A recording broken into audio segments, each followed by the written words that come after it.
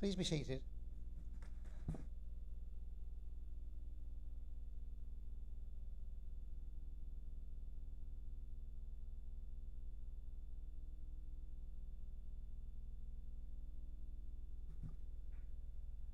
Please, can I ask you to switch off your mobile phones to silent or completely off? Thank you.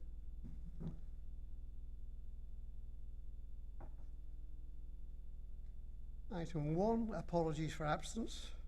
I have received apologies from Councillor Atwood, Councillor Clark, Councillor Crane, Councillor Evans, Councillor Hannaway, Councillor Jeffrey, Councillor Jones, Councillor McGuinness, Councillor Morgan, Councillor Pugh, Councillor Taylor, and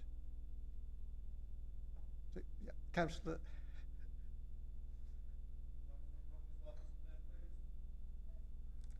Will be late, but she will be on her way.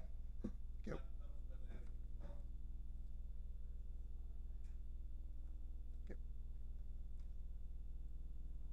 Any others?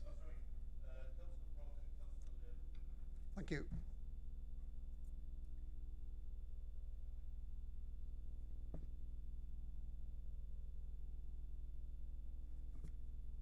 If there are any declarations of interest, would members complete the green form which is being circulated around the meeting?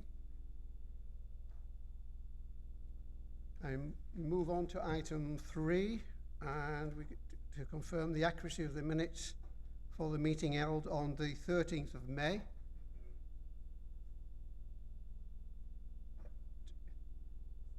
Yes. I would rather it weren't minuted that Councillor Suthers and I agree on something, if that's possible. Okay, thank you, Councillor Kerr. Thank you. Any other amendments to the minutes of the 13th? My reply to Councillor Eroyd, can we change the not to none, please? Thank you, Councillor Smith. Are we all agreed then with those amendments to accept the minutes from the 13th of May? I take that as an agreement. Can we then move on to the minutes from the 15th of May? Any amendments to those minutes? No? Then can I ask you to accept, we agree to accept the minutes from the 15th of May? If everyone's agreed to that? Okay, thank you.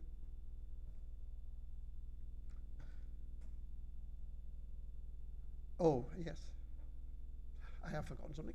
We should have a proposer and seconder for each of the minutes. Can someone propose? Yeah, thank you both. Yeah. Now, can I ask then members to note the attendance matrix from the last meeting? And we move on to item 5, announcements from the Mayor, Leader of Council and Cabinet members. I have 2 announcements to make. First announcement is very simple. I've been a month since I was elected as Mayor, and it's been a very busy time with plenty of engagements, which I've really enjoyed. The second announcement I would like to make is I would like to take the opportunity to congratulate Councillor Steve Martin on completing his skydive on the 14th of June and for raising over £1,000 for Teesside Mind. Well done.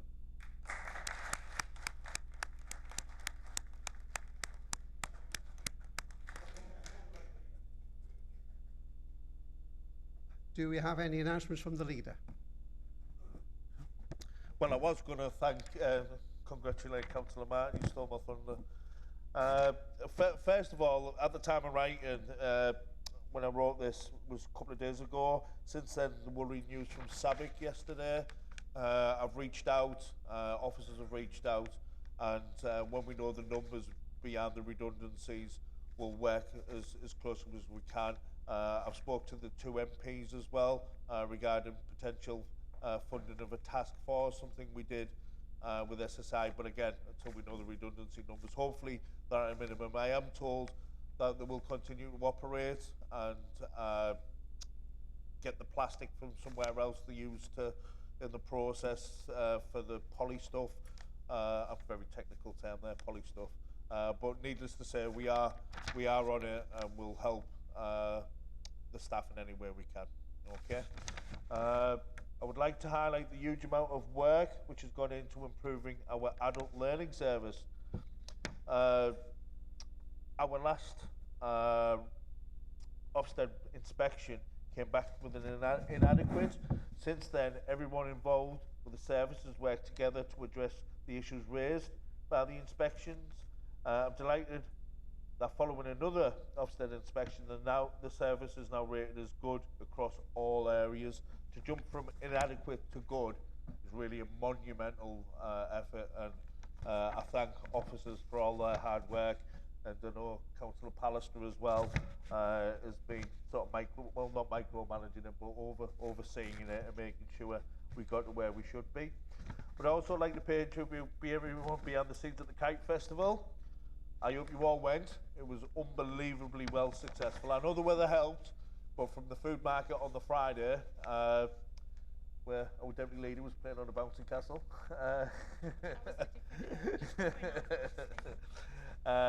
it was really, really well attended. Over 30,000 people over the course of the weekend, and that's up from 17,000 which we had at last year's event. It provided a free and low-cost activity for families at a time when money remains tight. Many thousands of people came in a Redcar who might not have otherwise done so. The town was buzzing, and the boost to businesses across the 3 days was terrific. My thanks goes to all the events team, Lisa, Holly, amazingly well hard work, and my cabinet member as well, Carrie, and our Lives and Breathes events. Well done you all, and pass that on to the team for me, please, Carrie. Visitors of Flat Lane Country Park can now enjoy an improved play area, which is a great example of what can be achieved between groups and individuals who care about the park. The new play area was made possible thanks to the partnership between the council and the Friends of Flats Lane Woodland Country Park. I hope as many children as possible can enjoy the play area for many years to come. I would like to highlight the work of Redcar and Cleveland Member of Youth Parliament. In just a year, 15-year-old Sophie Bloomfield has made a massive difference in her role. Sophie was recently chosen to speak by the Speaker in the House of Commons Youth Parliament debate on national minimum wage. In March, Sophie and her colleagues launched an important report into social media and youth violence, which was gained national attention. And on her own initiative, Sophie is developing a website designed to ensure her constituents have easy access to the appropriate wellbeing support. She has been working with experts in her constituency to better understand how she can support the mental health of young people. I'm sure you'll all join me in saying well done to Sophie for everything she's achieved in such a short time.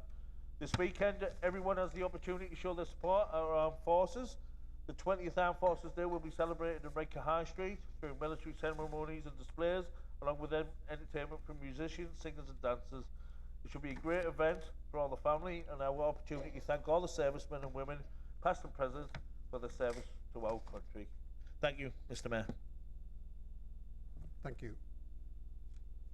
Are there any announcements from Cabinet members? The leaders stole a little bit of my first announcement. So I've got 2 announcements today, and the first is to announce the Council's excellent achievement turning round an inherited inadequate Ofsted rating to a good in all 5 areas. The 5 areas is quality of teaching, behaviour and attitudes, personal development, adult learning programme and leadership and management. So I'll just read out a few passages from the Ofsted report that's now been published. The latest inspection highlights the swift progress made by the service, which provides education and training opportunities for adults across the borough. The report noted that learners feel safe, well supported and benefit from a high quality education. Leaders have a clear and sensible purpose to provide education opportunities that transform the lives of adults in the borough by giving them the skills and knowledge they need to enhance their lives and career prospects. They have a strong focus engaging and supporting adults who are disadvantaged and furthest away from the labour market. They understand the different communities they serve and tailor learning to the needs of those individuals. The advisory board set up to oversee the quality improvement journey is highly effective, experienced and invested in the service provided to local learners. Members offer both effective support and challenge to management to ensure continuous improvement and are aware of the strengths and areas for improvement within the provision. Delivering good quality education and training is and should be one of our key priorities if we are to tackle poverty and ensure our residents have the confidence and skills to gain current employment opportunities and those planned for the future. Can I thank all the staff in the adult education service? They have all worked so hard, and anyone who's gone through an Ofsted inspection will know how much hard work would have gone into getting this to get from inadequate rating to a good rating within 18 months. I would also like to thank our partners from neighbouring adult education service, Redcar and Cleveland College and training providers who give up their time and all brought with them knowledge and valuable experience. And finally, I want to thank the Director, Brian Archer, for his speedy response, working with me to set up the initial task and finish group, then the advisory board, and also the Mayor, Councillor Ian Hart, in his role as Chair of Economic Growth Scrutiny. Bringing together a passionate team of people has delivered an adult learning service we can all now be proud of. My second announcement is the Loftus Duncan Place project, recently winning the Royal Institute of British Architects Yorkshire Regional Award, and not only for its exceptional design but also the positive impact the building has had on the local community in East Cleveland. These include a 34% increase in local people taking out books from the new library within the first year. The new community hall is well used by youth groups, sports groups and local events being held within the new extension of the hall. A new room provided for midwifery services, a new soft play service provided for the family hub on their playground with children using it every day. The facility links to the regenerated Coronation Park outside with spill-out areas for events and people to read outdoors using library books. The new tree house for the junior library has been a particular success, with reading sessions held around it becoming a focal point for local children. Increased number of council service are becoming more accessible to the East Cleveland community. I'd like to end by thanking all those council teams involved in the Family Hub, Youth and Community Team, Library Service and the Place Development Team, some of who are with us today. And I'd also like to thank Adable Architecture who designed Duncan Place, WP Construction who built it, and the Loftus Regeneration Group and local councillors. Can I now ask Richard and James to come forward because Lou said she doesn't want to.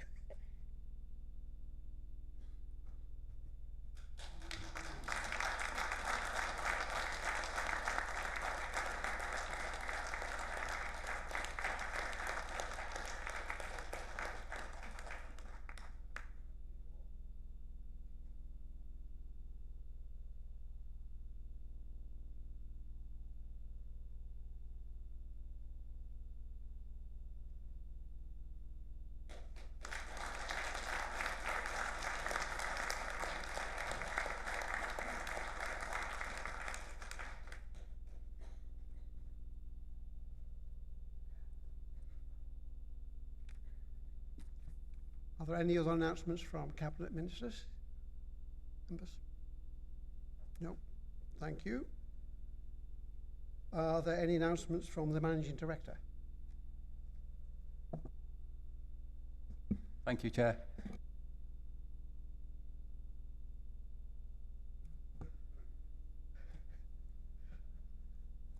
Okay, thank you. I'm going to say there are no questions have been received from the public. So if we move on to item 8, which is reports from the Cabinet and Council committees. We have one report. Councillor Suthers to move the report. Right, am I on? Yeah? Okay. We're now bringing this report to Council every 6 months. It used to, some of you remember it used to be every 2 months, but I felt it got a bit repetitive, and when Danielle was appointed DCS last autumn, we discussed it and decided to bring it just twice a year. If members want any more details on issues relating to children, very important part of what we do, I'm happy to answer questions at Council, but there are also opportunities through the 2 scrutiny committees to quiz the professionals who will be able to provide more comprehensive answers than me, and at Cabinet, which also deals with lots of children's issues. I hope you've scanned the important details of the report. I'm not going to go right through it. You know, being corporate parents is one of our most important responsibilities. You'll all have undergone initial training. Personally, I think we should be required to attend annual updates, so let me know if you agree with that, because it's so important. Children in our care need support. It's fundamental that we give them a sound start in life and the same opportunities as all children. Initially, that means ensuring that they live in an appropriate home. We must oversee their education and health, make sure they have the vaccinations on time and the teeth checked, as we would our own children. We must ensure their safety and ensure that they're brought up in an environment of love. We must take these parental responsibilities very seriously for the good of our children, for the good of our communities, because they shape the future of those communities, of course. From the report, you will note that over the most recent period, there's been a fall in the number of children in our care, from 431 to 400. It's not really a reason to pat ourselves on the back. It just remains far, far, far too high. Each one of these children represents a heartbreaking story. And there's not been a reduction in the high cost placements, so there's little improvement on the financial position, although that's not all that clear from the report. There are various tables in there, in the report, which I'll attempt to field questions about. I don't intend to go through them line by line, but I'll just highlight a couple of things. There are too many babies coming into care. What a sad start to life for those children.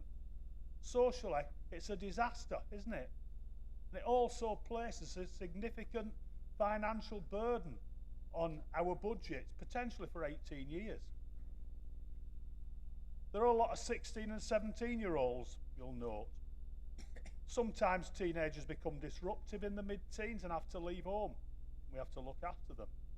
And we have a responsibility for our share of separated migrant children who tend to fall into that age group. It's important that we make arrangements possible for where the children live. A sound, solid home base is fundamental. It's foundational, isn't it, growing up?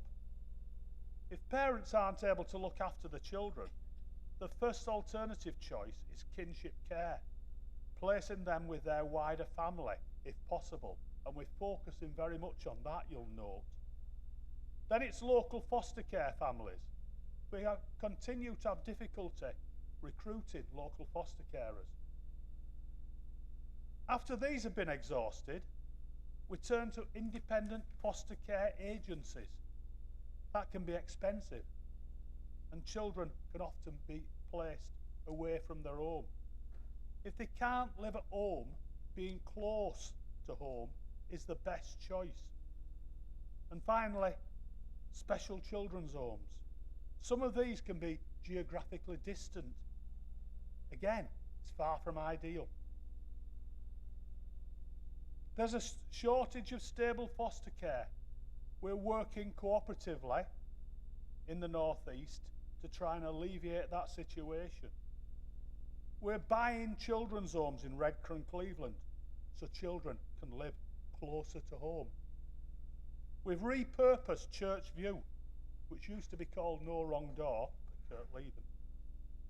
And that will increase the number of residential places available close to home. We're negotiating to buy properties locally. We've already bought some properties using levelling up funding, which will come into operation this summer. Every placement we can create locally will lead to better outcomes for the child and reduce the financial burden on children's services. Invest to save. Well, that's how we're selling it to Phil. We've responsibility for separated migrant children. Currently there are 24 in our care. All are over 15 and 20 of them are 17 and 18. That means they're about to leave our care. I worry about those children. They've already suffered great trauma in their lives. And 18, they're ripe for further exploitation. I'm similarly concerned for all our care leavers. We support 177 18 to 24-year-olds making that transition to adulthood. There's a cliff edge when leaving care. You can see it in this report. There's a cliff edge when leaving care. We need to help them make that transition as smooth as possible. All the matrix are poor for those young adults. Care leavers are much more likely to be neat, for example. It's not just here, not just in Redcar and Cleveland. It's a national problem, but it's one which needs addressing. We are building strategies to improve those matrices here, starting by negotiating some decent accommodation through Beyond Housing, because a good home is the key, isn't it? Having your own place is key. So there are lots of issues to address, for us all to address, because they're all of us, they're our children. We're corporate parents to these children. They're our responsibility. They deserve to be our priority. Thank you. I'm happy to answer any questions on the report.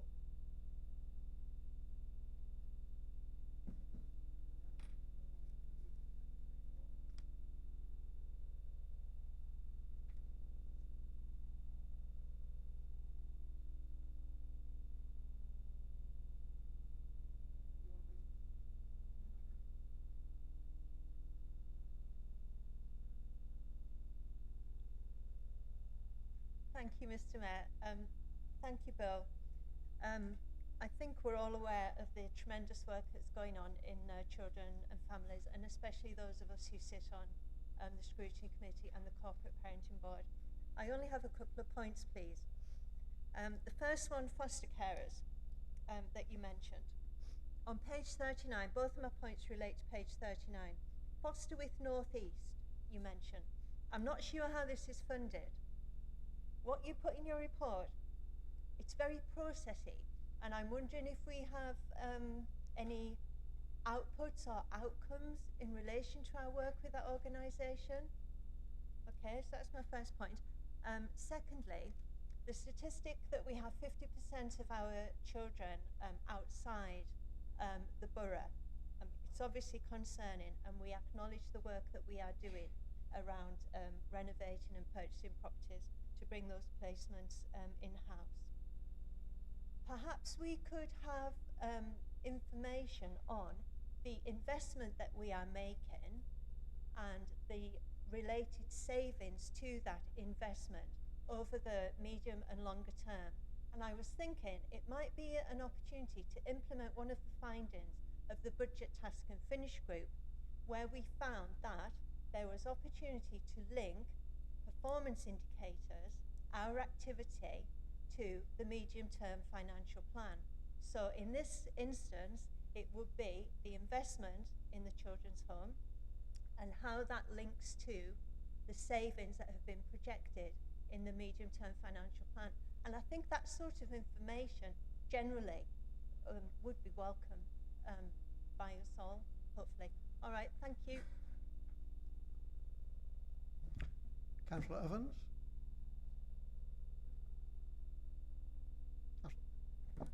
Thank you.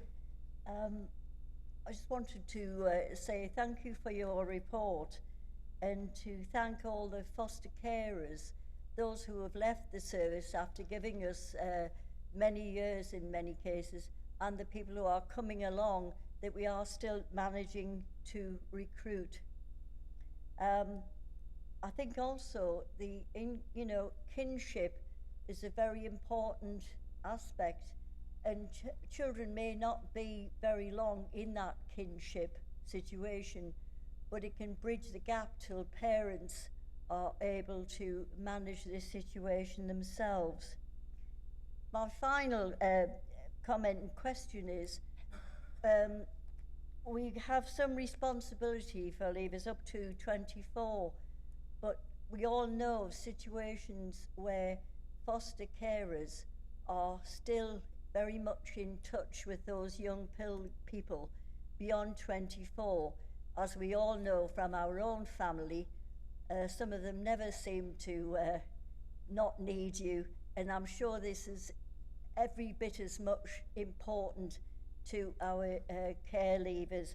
I wondered if there's any way of gathering any information as to how many previous foster carers, whether they're still caring for other kids or whether they're not so involved, but they still have contact.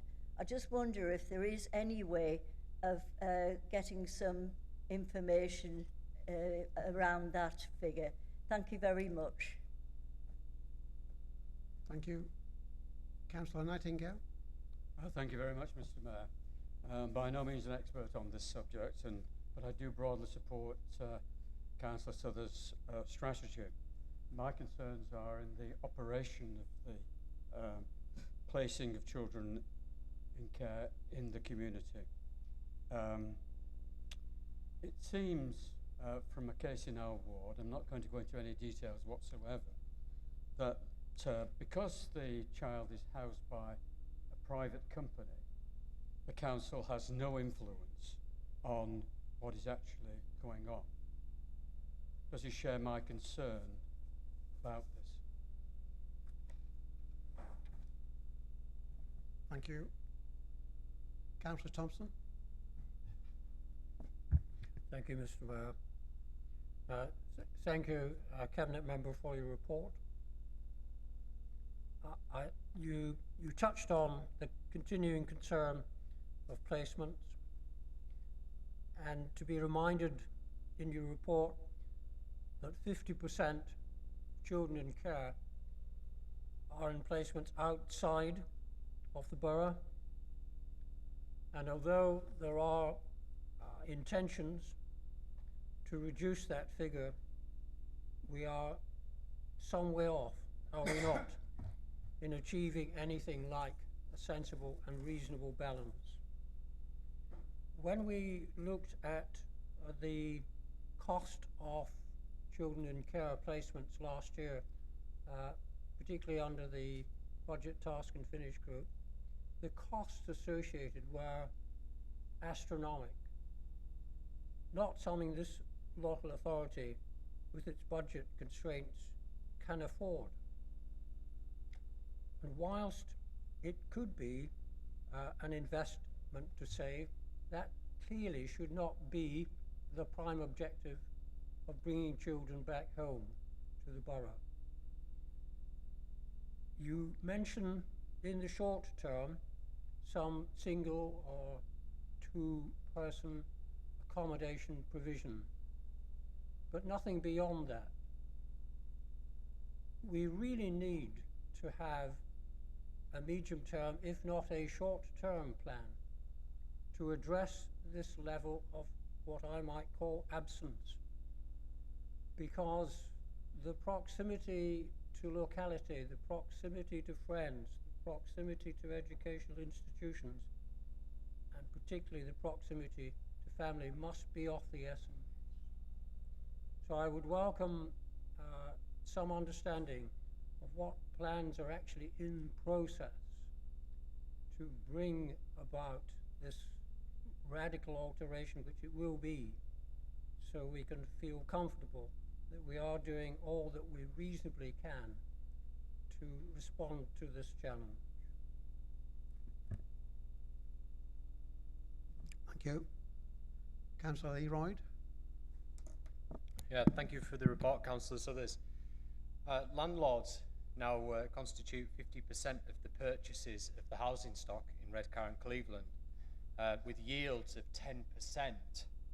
Investment in buying properties from these landlords, renting the housing stock out at elevated prices to target care firms and the care markets, including the care of young children, is denying people a home and a fair rental value.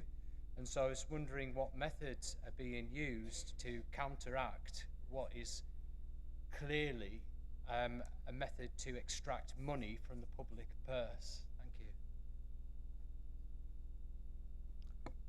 Thank you. I have no no other requests to speak. So, shall I, Councillor Suthers, would you like to respond?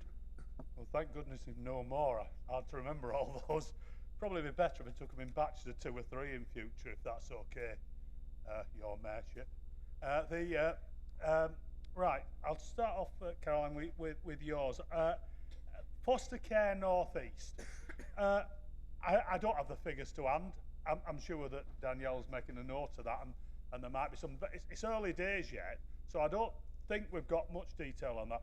I am a little bit worried about this because we're right on the edge of it, aren't we? You know, we're on the edge of things here, and this is based in Sunderland, and we'll see how things go with that, and it'll be coming to scrutiny. I know you've asked about it at the last council meeting and so on, but things are moving forward slowly, and it'll be coming to scrutiny, and we'll be able to look at it in more detail. So I hope I've dodged that one reasonably well. The answer to the 50% thing, it's right on the top line, isn't it, in number 6, that 50% of children in our care are outside Redcar and Cleveland. I mean, partly, this is answer to Philip as well, in a way. It's just partly because we're right on the edge of Middlesbrough. A lot of them are just over the, just outside. And so I think the more meaningful figure is the one on the 3rd line that doesn't stand out quite so much, which is 11% is outside the immediate geographical area. It's not good enough, really. I think we need to try and get more people closer to home. You know, what's an acceptable figure? I think it's a difficult one, but I think it's 11% really. You know, that are outside the Tees Valley and North Yorkshire, so that are geographically distant. But the closer we can get people to home, the better the outcomes are socially. I mean, we're all on the same page on this, aren't we? This is what we're trying to do. We're investing to save and there are discussions going on about this. Some of it is slightly commercially sensitive. It'll all come to fruition, but you know that these plans are going forward, and of course there'll have to be calculations about this all, and you're quite right, it'll have to fit in with the key performance indicators, the medium-term financial plan, and the market's going to be changing, because we're not the only local authority which are trying to bring these services in-house.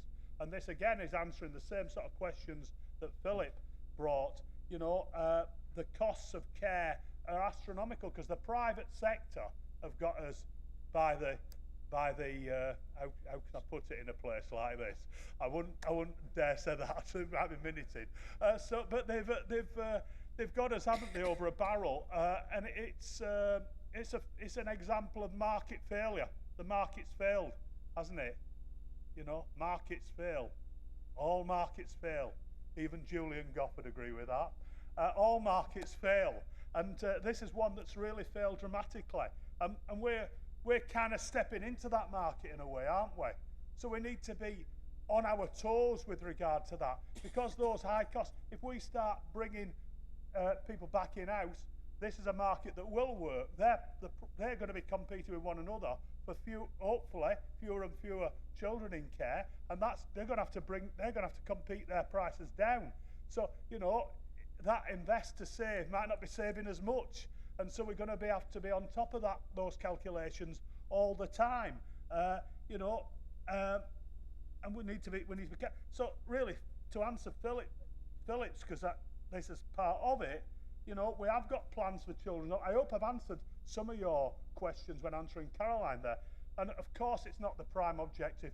Social is the prime objective, because that is going to improve things in the long term.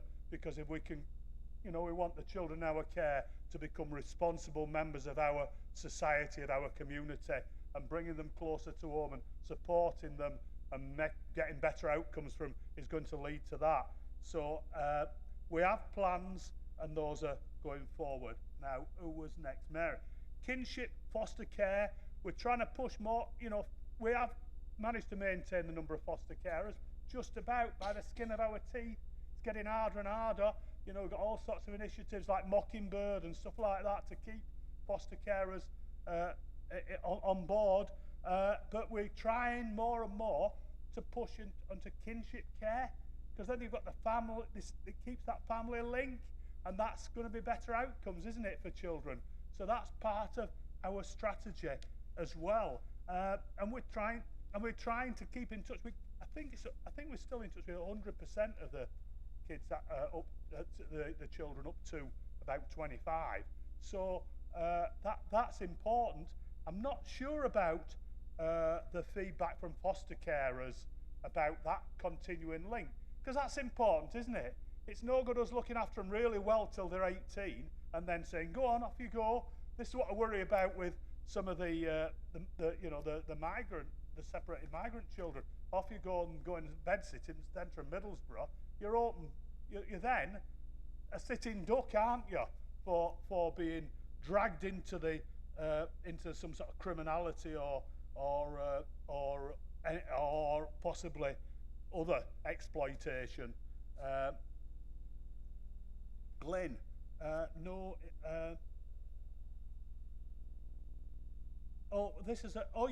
have no. Sorry, I was just trying to read my notes there. It's ridiculous, isn't it, that people can set up a children's home in Redcar and Cleveland and they don't have to inform us. They don't have to tell us. I think they should. They should have to tell us. We should have a bit more control over it, I think. But that is the law. I don't know what we can do about it. We could make representations about it, perhaps. But you know, they don't have to tell us. We do have some control if they don't have to. But if they could set up a children's home. I mean, there's one in Gisborough near, you know, that's you may know about, Gemma, that somebody set up, and we don't know about it really. We've just been told it as they apply for planning permission eventually for this, but we don't know about any children there. If they're our children that are going to these homes, then, you know, through our social workers, we have some control over it. But we don't really, and there's something wrong there. What? Sorry, Glenn, go on. Yeah, well, yeah, market failure. Indeed it is. These markets fail. That's for sure. Thank you. Thank you for that prompt. Enjoyed that. Councillor Suthers, can I remind you to... Yeah, I'm trying to... Well, the trouble is there's got so many questions, isn't there? Tristan, your question about... I read that report as well. It's a bit shocking, really, isn't it? Because I suspect that these people are buying those houses, and then it may be that we might be, Redcar and Cleveland, might be giving them their 10% return on it. Might be better if the council bought them and to house our people. I mean, I've got my opinions. I mean, there should be some sort of right to buy for these things. I think it's nothing really to do with children. That's the trouble. So I'm happy to discuss this with you over a beer sometime or in a more appropriate position. But I don't think it really relates to children. But I share your concerns about it. It's something not right about that. Thanks very much. Thank you. Are we agreed then to accept the report from Councillor Sithers? Yep. Okay. Thank you. We can then move on to the next item, which is to receive reports from portfolio holders. I have one report from Councillor Richardson. Now, this is going to be a question and answer session, but I know that Councillor Richardson has another appointment later today, so can I ask everybody to be succinct and to keep on and keep their questions about the actual report, please. Thank you. Thank you. And I'm going to give a rather long speech, so it's a bit contradictory, isn't it? But sorry, it's my daughter's prom, and I have to be there to see her off. So I'll take the report as read, but I've got something to say about every department, and I would like to start to give a huge thank you to our incredible events team, which is just 3 people. Once again, they achieved the remarkable, turning £180,000 annual budget into over £1 million through successful grant funding applications. Despite the national decline in events industry since COVID, rising costs and waves of insolvencies across the sector, our team really has defied the odds. This year they delivered the record-breaking Kite Festival that brought 30,000 people to our area and showcased our stunning coastline. From start to finish, the event was flawlessly planned, from the vibrant new food market, fantastic performers, inspiring workshops, and I was genuinely bowled over at the quality, creativity and atmosphere of the entire weekend. And I was on a bouncy castle at a different event, at a residence event. Of course, none of this would be possible without the vital support of the other departments, highways, enforcement, environment and many others who contribute so much behind the scenes. Your collaboration makes all the difference.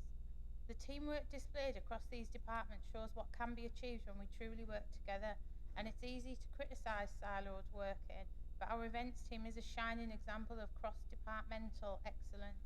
You all deserve recognition for helping to create a fantastic atmosphere that our borough is becoming known for. As well as that, they've managed to encourage some external events, so next year's Championship Orienteering Festival, a brand new Renaissance Festival, and we saw the return of the Beach Festival for year 2. There's also plans for Wild Rumpers to come back in Gisborough after, unfortunately, it didn't go ahead in Newmask with their Forest Festival. They do all of this whilst continuing to support many other external events with ISAG across the borough. The level of dedication, innovation and delivery is something we should all be proud of, and to the events team and everyone that supports them, thank you. You are helping redefine what is possible for our community. I'd like to also celebrate the incredible work of our museum team. This team truly thrives thanks to the dedication of our passionate volunteers. I'm pleased to say the introduction of charging's gone really well. It's been implemented smoothly and positively received. What continues to impress me is the most outstanding level of school engagement we're achieving. The educational outreach we're providing is consistently growing and making a real difference. Our recent exhibitions have been a massive hit, with visitors drawing great feedback and solid attendance. Tomorrow night, we're thrilled to be opening the Arctic, an exhibition on loan from British Museum, a real coup for us and something we can all be proud of. And looking ahead, we're excited to announce that Valhalla, a dramatic new exhibition from Jorvik, is coming soon. Thank you again to the entire team for your continued energy, creativity and commitment. I'd also like to shine a light on the incredible work of our small but mighty tourism team. There are just 2 of them, but the impact they have on our local economy is significant.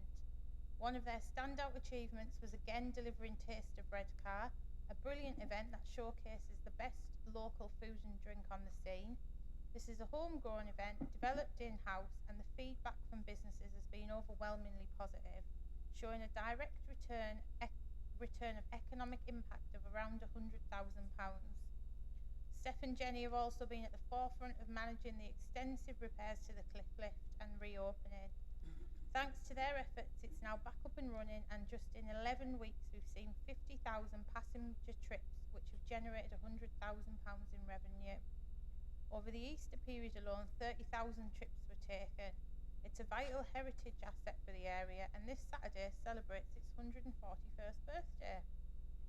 They're also making waves through their collaboration with national partners like England Coast, who helped promote our Kite Festival, and since then our Enjoy Redcar and Cleveland social media following has surged to over 13,000 followers, a great sign of increasing engagement. And another exciting area they've developed is film tourism. We've seen a number of filming inquiries come through the borough. Just last week, Coca-Cola filmed a new advert in Saltburn, and they've now introduced a formal pricing structure to support and manage future requests. Their work is wide-ranging, forward-thinking, and absolutely vital to the borough's image and economy. I would also like to recognise, sorry, there's a lot of areas, the incredible work of Caroline and Lisa in our climate change team. Time and time again, they deliver complex, high-impact projects with such energy and efficiency, you would think there was a huge team behind them. As set out in the report, the scale of what they've achieved is genuinely remarkable, and I'd want to personally thank them for their innovative work, constantly seeking out grants, delivering projects across the borough, not only to reduce emissions but also save the council money. Their work is critical as we aim for the ambitious target of becoming carbon neutral in 2030. The team are clear that hitting this target will require substantial financial investment, and it won't be easy because we know that from TVCA many local businesses aren't in a position to fully decarbonise until 2040. But they're not waiting, they're acting now, and since 2014 we've reduced council emissions from 22 tonnes of CO2 to around 5 tonnes, which is a huge achievement. And while there's a long way to go, that kind of progress shows they're on the right path.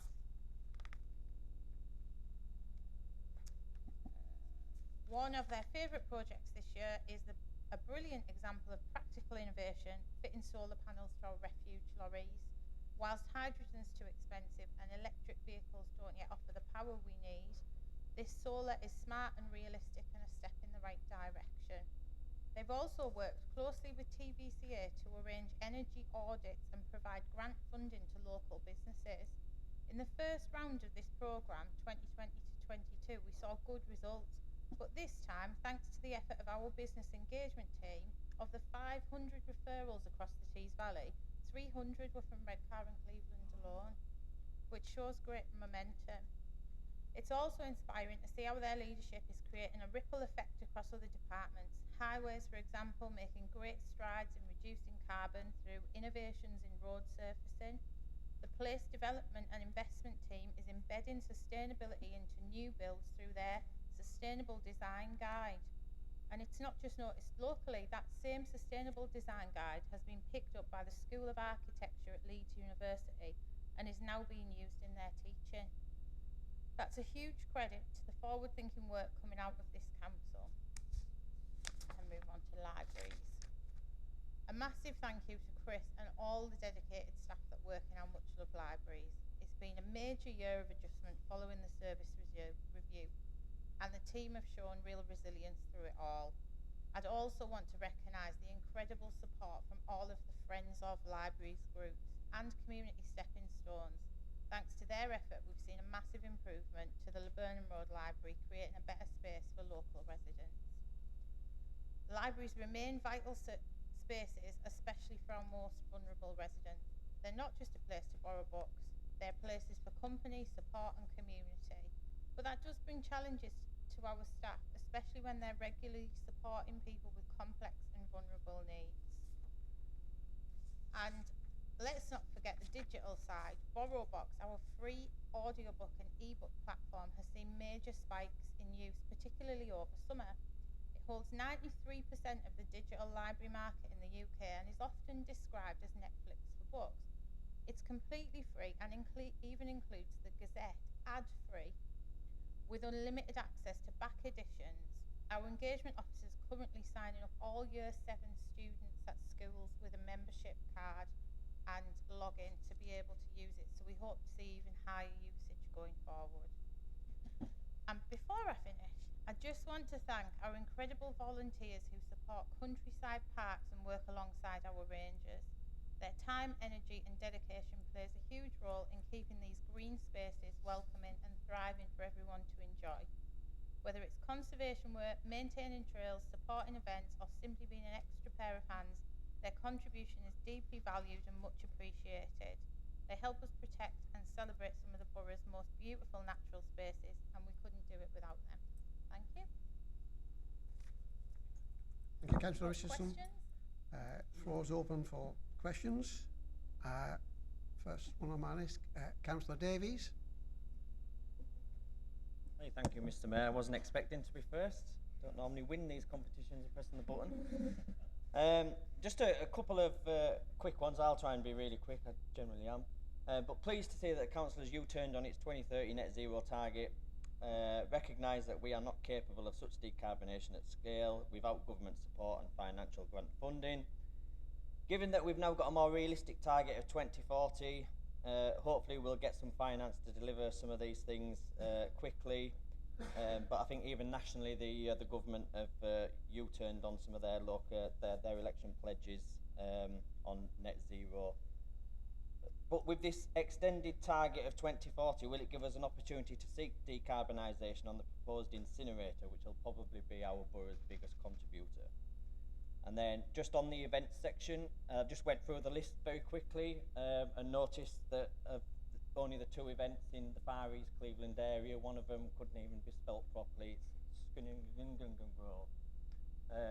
So, you know, when East Cleveland always gets brought up with events and things, it's always important for me to say that there's more things on that list for the greater East Cleveland area, not just Saltburn. East Cleveland doesn't finish at Saltburn as much as this council normally tends to think so. There is more to the borough than just Redcar, Saltburn, if we can bear that in mind, particularly for Loftus Christmas Light Switch On, which we've not been able to hold recently since the rules changed around events with more than 500 people. So if we can get some help and support to the people that organise that, because it'd be good to get that back, particularly at Christmas time when people like to have things like this. But the paperwork is getting absolutely despicable, I think, just lately, and it's all down to health and safety. I know that some of it has to be there, but there should be some support mechanism in place to give these people the assistance that they need to get these events off on the ground. Thank you, Mr. Mayor. Richardson.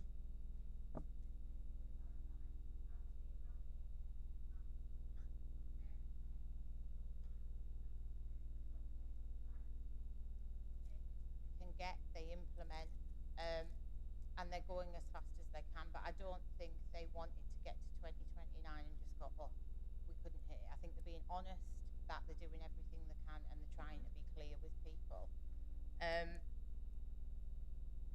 I can't comment on industry's output, and I wouldn't like to try and talk about how we're going to influence everything on Tees Works to control its CO2, because I don't think any of that's within our power. Yes, we'd love to see more events across the borough. We have 3 people and £180,000, and they have a destination place management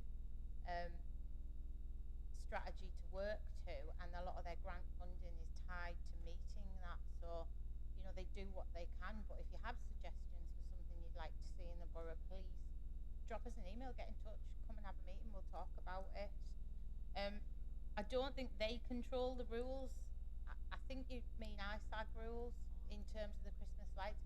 Yes, they're there to support. Once again, we can have a meeting and discuss how they can support, but it isn't them that have changed ISAG, I don't believe, to make things more difficult. All right? Thank you. Councillor Thompson. Thank you, Mr. Mayor, and thank the Cabinet member for this report. There are just some quick points, Chair, given the imminent retirement, Cabinet member. Cliff lift. Could thanks of members be passed on to the team? Because without their commitment and endeavours, this historic facility, which is so well used, would not be running as well as it is. So the team actually make this come alive. So please, if we can, pass on our grateful thanks. You mentioned in your report some of the stats around visitor attendance. one of the challenges is actually drilling down and looking to see what is the real return rather than the global apparent benefit. And one of the challenges associated with more tourists is the infrastructure needed to support them. And in Saltburn in particular, we have severe challenges, which I'm sure others may experience, of toilet provision, opening hours, cleanliness, the standards of waste management. All of these pressures are brought by bringing more people into the borough, add more overhead costs to the borough, but it is not clear where the economic benefit is coming, and certainly many residents would not recognise that there is, on balance, a real benefit because of the pressures as a result of the numbers of people coming, who are all welcome, I have to say. You mentioned the success of the Seaside Awards, and it may not be within your control, but we still have not retained the green flag status that we lost in 2018, and that needs to be an aspiration for this authority. In respect of the comments that Councillor Davis has already referred to, in para 275 in your report, it is of genuine concern to find out that the aspirations that were reflected by all members of this chamber to achieve carbon neutrality by 2030 are now in jeopardy. So what would be really helpful, and I think this is probably going to come up to scrutiny, to drill down to see where the cost pressures are and what measures can be entertained to attempt to address them. But I'm also disappointed to learn that we apparently are now not exactly throwing in the towel, but perhaps trying to be realistic about the outside pressures for environmental achievement. So we're going to align with the Tees Valley Combined Authority to a 2040 target rather than our in-house in-borough 2030 target, which is how I read your report, and correct me if I'm wrong. But we need to be re-endorsing our challenge to communicate with all organisations in the borough to seek to bring them along with us in this 2030 target. Yeah. We are aspiring. I think the challenge that was set was that we would be a carbon neutral borough by 2030 rather than a carbon neutral council, which is where the difficulty comes into it. And when part of the borough's setting a different date, as in industry, then yeah, there is a challenge there. And absolutely, it'd be great to dig deeper into what could be done in scrutiny and what needs to be done to reach that target, and perhaps put a financial investment figure on that.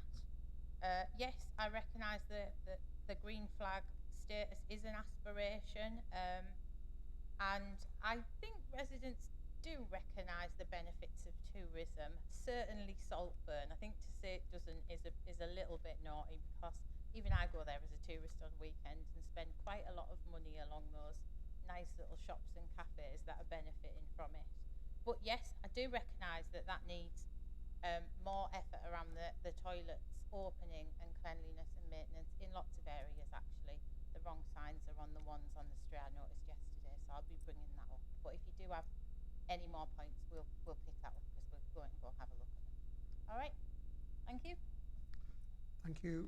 I've got a fair number of people wishing to ask questions. Can I remind everyone to try and keep them concise?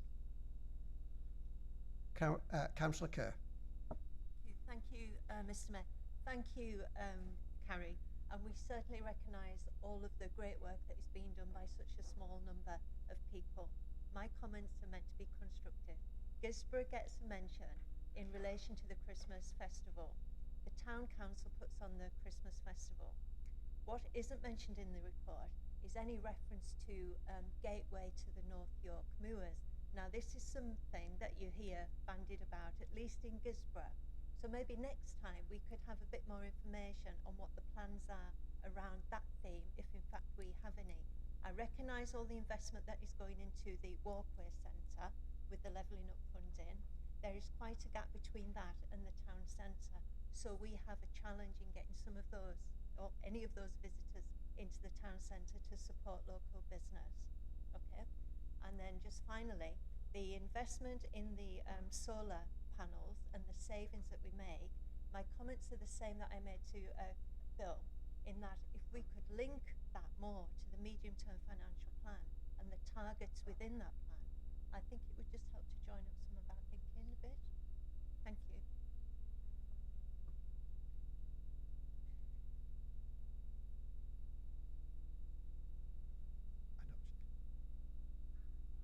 Respond anyway. I was just writing it down to make sure I do get that. I've seen it before and I've seen the savings before on a financial document. So yes, that information can be shared. And yes, in terms of the gateway to the North York Moors, I've heard initial conversations about what they're doing and how they're seeking funding and who they're talking to. But yeah, it'd be great to see more structured and detailed plans about that.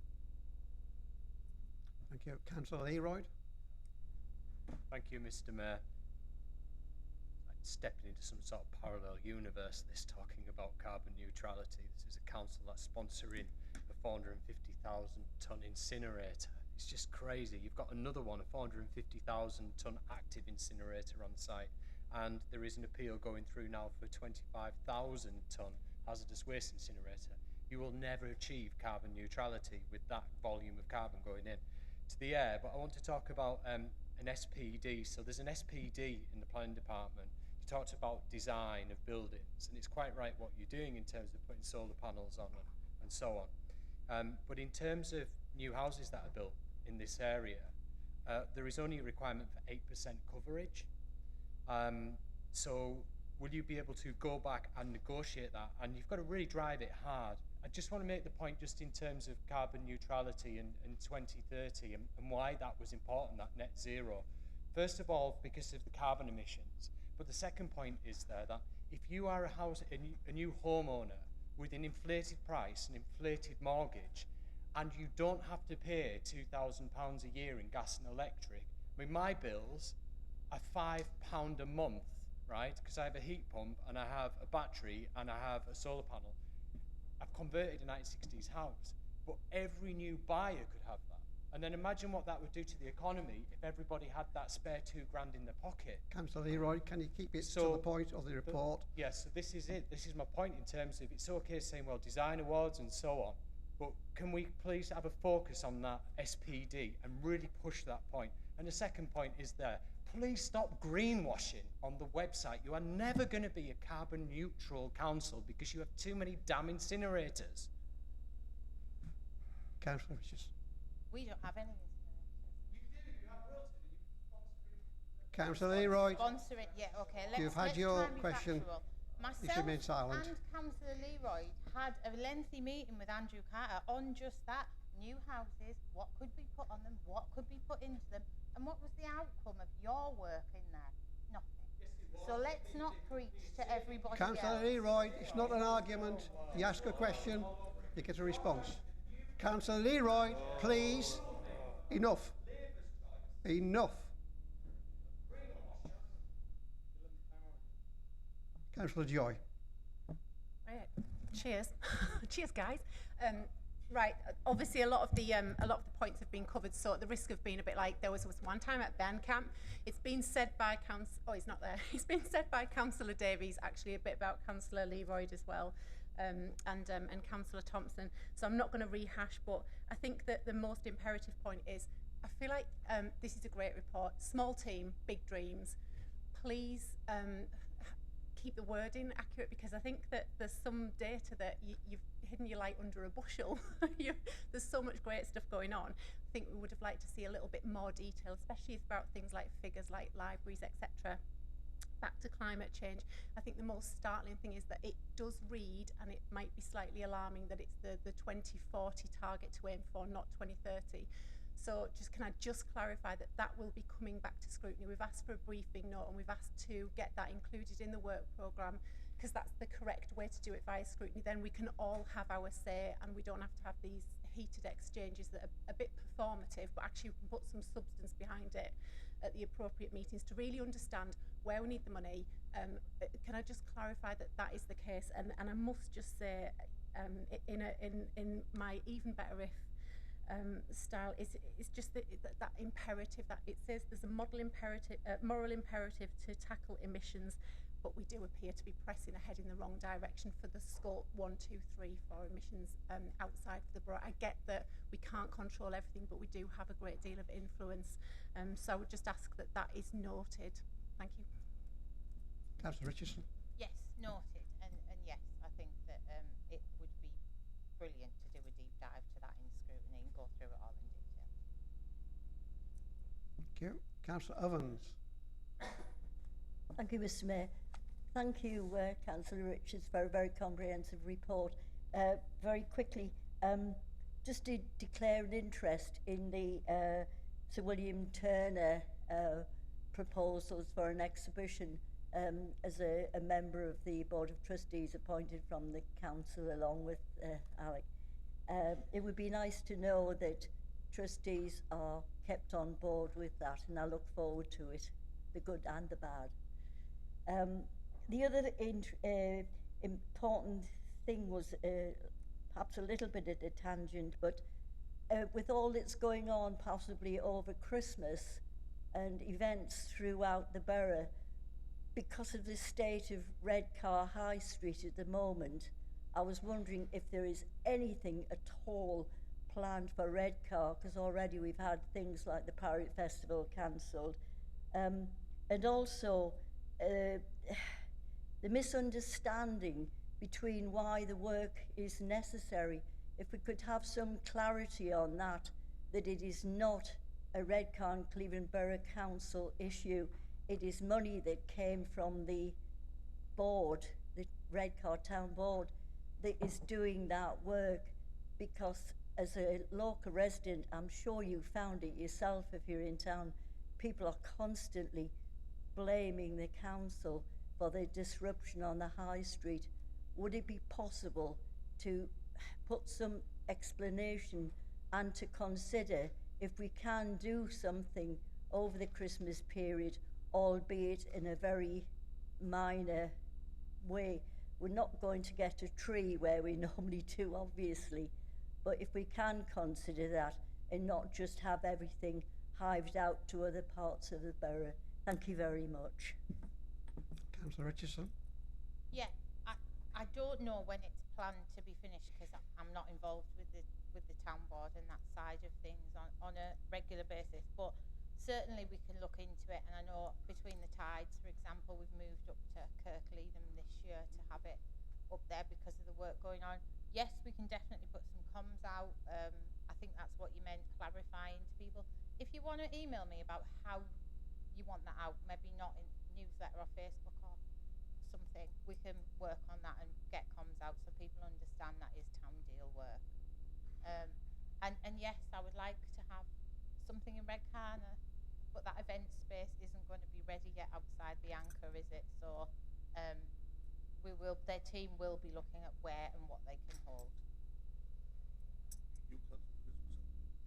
Councillor Grogan. Thank you, Carrie, for your report, and also pass on, well done to Lisa and the team. I know how well and how hard they actually work for our borough. Just to mention about Kirkleatham Museum, because for me, I feel like it's one of the jewels in Redcar's crown itself, and quite privileged to be the councillor there, me and my fellow colleagues, and I know that the Deputy Mayor's mentioned that's not in her ward anymore, so she was a little bit good about that. Also, the excellent value for money that you do get regarding the new admission, £2 for adults, £1 for 50 to up to 16s and free for kids. Just thought I'd put that out there. But I know that in speaking to the management that budgets have been cut over the last previous years, and we understand the financial position. With the bit of income that's going in, is that getting reinvested into the museum, or is it going to be spread out into other departments? Mr. Richardson. I believe it's all being reinvested into the museum and Joe's team, but I can 100% check with you. Some of the cuts are managed to mitigate by replacing security guards with cameras and things like that, so it hasn't really impacted too much. You're right, it is the jewel in our crown, and I think Joe and the team are doing a fantastic job of highlighting what's going on there. I know I've been multiple times this year, but certainly to the It's a Dog's Life exhibition. I'm excited to see the Arctic one, and they had an amazing one on Redcar and fishing and things. So yeah, I think they're doing brilliantly, and I will pass on their well done to the teams. Thank you, Councillor Richardson. Councillor Bendelow. Thank you, Mr. Mayor, and can I just thank you for the report, Councillor Richardson, fantastic report, and the team do a fantastic job with so many, with only a few people on there. But my two quick questions are, one, the Sunset Food Market, is there any plans to keep it going for up the summer? Because that was unbelievable, well attended, brilliant vibe, and that positive for Redcar. And can we meet to potentially do something in Greater Eston, especially in my ward, South Bank, as a rec, to see if we can put something on there? There's 40,000 people live in Greater Eston, and I'm sure we'll be able to put some sort of event on in the near future. Thank you. Councillor Richardson. Thank you. Yes, there is plans to grow the Sunset Market. It was a bigger hit than anybody thought it was going to be, especially the traders that were down there. Some had sold out in an hour.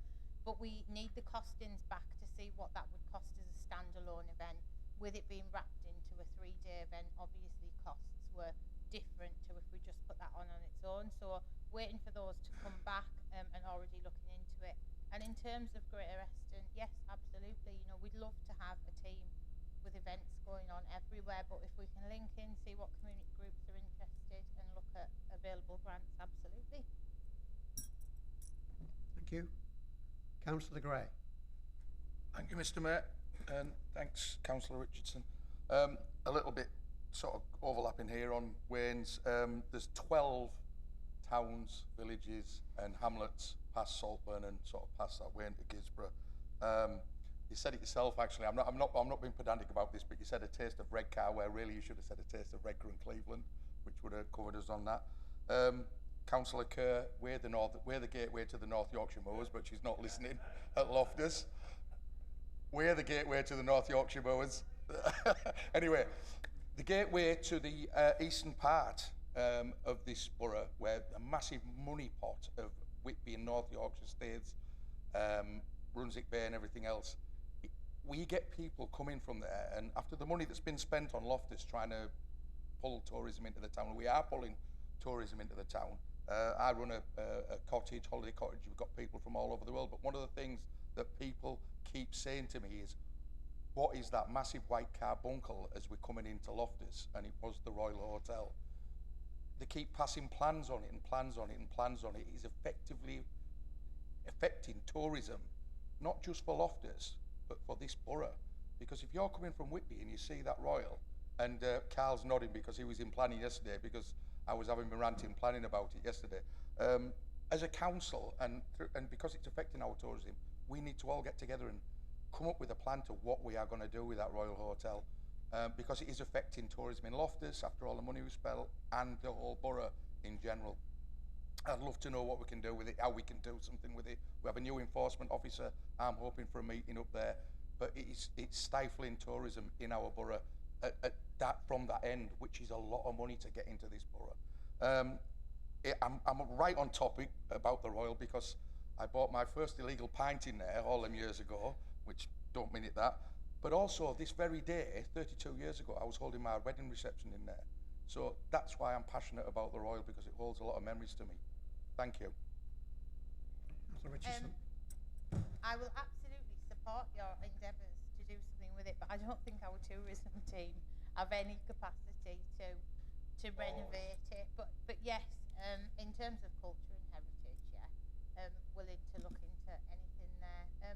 In terms of Taste of Redcar and Cleveland, and sorry if I omitted the Cleveland, there was more entries from East Cleveland, I believe, than from the Redcar area, and it was more beneficial to those outside areas than Redcar Mask itself. So yeah, I think that was a really good example of the tourism team reaching out and getting everywhere. So yeah. Thank you. Councillor Nightingale. Thank you, Mr. Mayor, and thank you very much for your report. It was terrific. I'm going to do a bit of world-class nitpicking now. It really is hinged on the climate change strategy in 2.75. Just done a bit of counting of the lights in here, and roughly there are about 60 that are on. There are some not on, you can see somewhere. And the really big question I've got to ask you as part of our environmental strategy and in terms of keeping the costs down and ensuring that we have efficiency at the council, do we really need them on? Councillor Suthers mentioned in his great economic knowledge, market failure and externalities. I'm not sure whether it fits into that bracket, but it's certainly not economical. So the question is, do we really need the lights on here and probably right across the building? Councillor Richard. It's a turn-off, isn't it? Yeah. I'm sure if somebody in health and safety would shoot me if I said yes, turn them all off. But I think as part of bringing it back to scrutiny and looking at where we can make efficiencies, that's a great topic to look at, a deeper dive into where we need support and where it is costing us. I don't know if the solar panels on this building are powering all the lights, but if not, it could be going somewhere else, like heating the swimming pool. So yeah, we will look into that as part of scrutiny. Thanks. Thank you. Councillor Selvin. Thanks, Mr. Mayor, and thanks for the report, Gary. Much appreciated. Point 2.11, page 43. 20% of visitors come from outside the area. And now I've brought this up a few times in scrutiny, and I think I don't know if the council does have an advertising budget or what, but I think one thing we could do, and it would certainly help with maybe carbon and things like that, is advertise on the Transpennine Railway. You know, that's got a direct link to Redcar.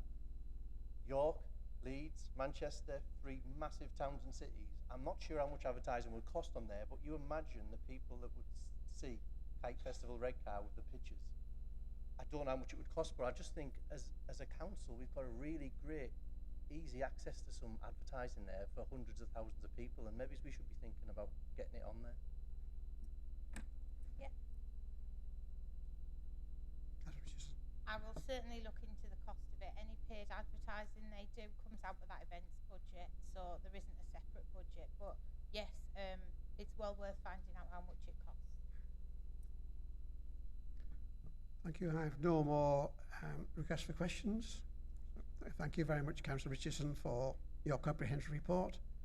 I think we agreed we can accept, we would all happy to accept that report and move on to the next item. Item 10, to consider reports. A report from the Leader of the Council on decisions taken under urgent provision. Can I ask for someone to move? Move it and take it as read, Mr. Mayor. I think if we are happy to take it as read, that's fine.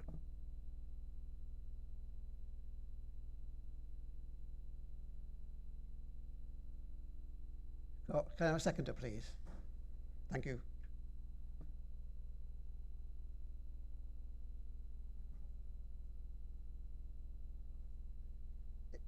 Yeah, let's do a debate, so who wishes to speak? Oh, just to speak? Yes. All right, okay. Well, it was a query I had about the 5.5 million extension to the Rose and Ben's contract. And I'm just wondering why it had to be an urgent decision. When you take a contract out, you know straight away when it is going to end, I would have thought. So I'm not sure why we could not plan for the end date, having known it from the beginning. So what could we have done so it was not an urgent decision? I mean, it could be I'm not understanding it properly, but that was my query.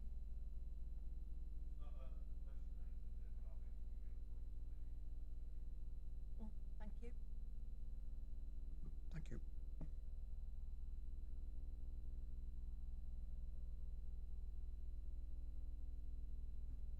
Councillor Davies. Yeah, thank you, Mr. Mayor. Yeah, I think my point was probably going to be more along the lines of Councillor Kerr's. I think I've wrote down here that, you know, for something that was in the 12th of November 2024 that we didn't know in advance that that £5.5 million contract wasn't going to need some sort of decision making on it until this moment in time and be done under special urgency. And the same for the third one as well. Is it something that we've just not known about and we've just left it to the last minute? Surely some responsibility somewhere. Councillor Brown, do you wish to...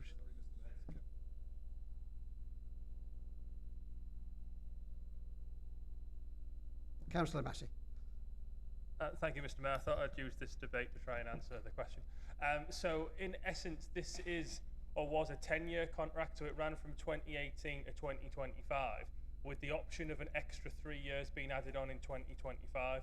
The reason that there was a bit of a rush, and I do take Councillor Kerr and Councillor Davies' point, is that members may recall that there was an initial push potentially to bring this service back in-house to see if we could make some savings. Because the problem is that the budget that was originally allocated for this service over that 7-year period, eventually the budget allocated was not quite enough for the actual cost of the service due to inflationary uplifts that happen every year, and particularly given the high inflation levels we had during the cost of living crisis. So when we've assessed it in-house, effectively, at that point, the contractors come back to us and they've been able to suggest that we could save £100,000 a year. And so, for want of a better expression, we bit their hand off at that point, because that took us into a better position for the final 3 years of a pre-existing contract. So the contract was 7 plus 3, but this was just a rubber stamp those last 3 years. There's been a bit of a rush because we did initially want to bring it back in-house, but you can't turn down such a significant saving, particularly given that that saving or a similar amount was already in the medium-term financial plan. I hope that helps a bit, but we can follow up more if required. Thank you. Yeah, Councillor Brown, would you like to sum up, please? Move the report. No, just it. Oh, sorry. Are we agreed to accept the report? Yep. Okay, thank you. We can then move on.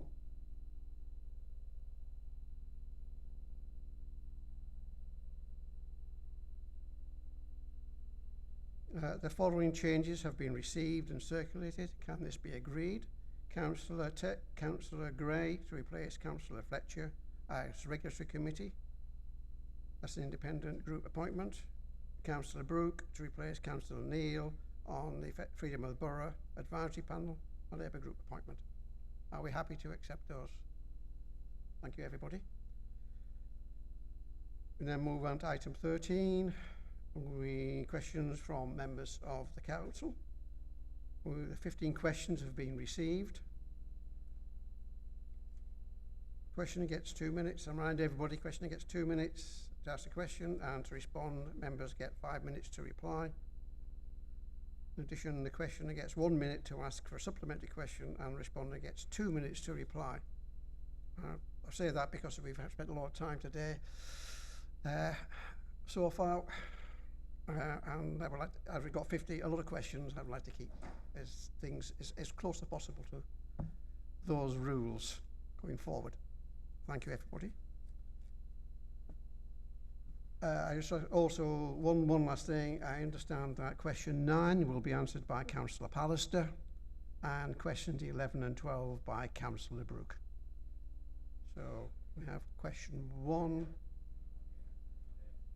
Is Councillor Brooke not here?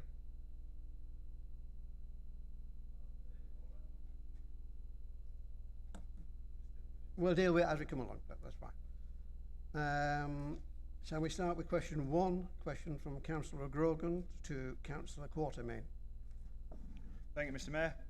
Councillor Quartermain, Redcar Town Centre to West Dyke Road. Walking, wheeling and cycling improvements are a level and up funded initiative from the TVCA. Can you please give us an update on how this is progressing?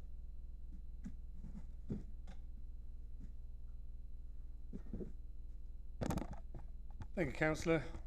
And for context, For everybody who doesn't know what this is, the Tees Valley Combined Authority were awarded £20.8 million in funding by the government in 2023 with the objective of improving connectivity on foot, by bike and wheeling, roller skates and skateboards or scooters, across the Tees Valley. This is especially helpful to people wanting to travel actively for shorter journeys to work, the shops, healthcare and education. Now, one of these Redcar and Cleveland schemes being funded, which is the one that Councillor Grogan is asking about, is the improvement of National Cycle Network Route 1 along West Dyke Road. This includes a spur to the Redcar Primary Care Hospital. The upgraded route runs from the level crossing at the railway section in Kilton Ward up to the point east of the hospital near Lawton Road. That's the section that you were talking about. Yeah, thank you. And so public engagement on this strategy for improving transport across the Tees Valley and subsequently the proposed design for the West Dyke Road route was undertaken in summer 2024 and early 2025. The events for the 2025 engagement were advertised by social media and letter drop. The design was amended based on feedback from the public, Active Travel England and the Road Safety Audit. The latest updated designs can be found online. They're in the public domain. And currently the traffic regulation orders for the scheme are being advertised by the council, and the responses can also be found online.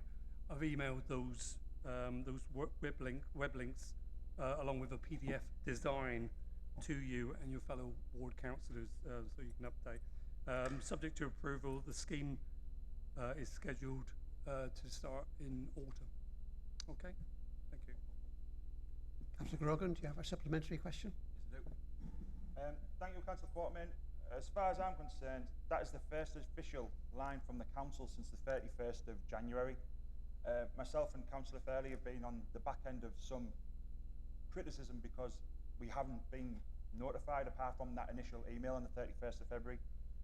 Residents got a letter from the TVCA, nothing from our council regarding that, of over 120 houses that are on that estate, the 3 estates mentioned, which is Lawton, Lingmel and Cartmel.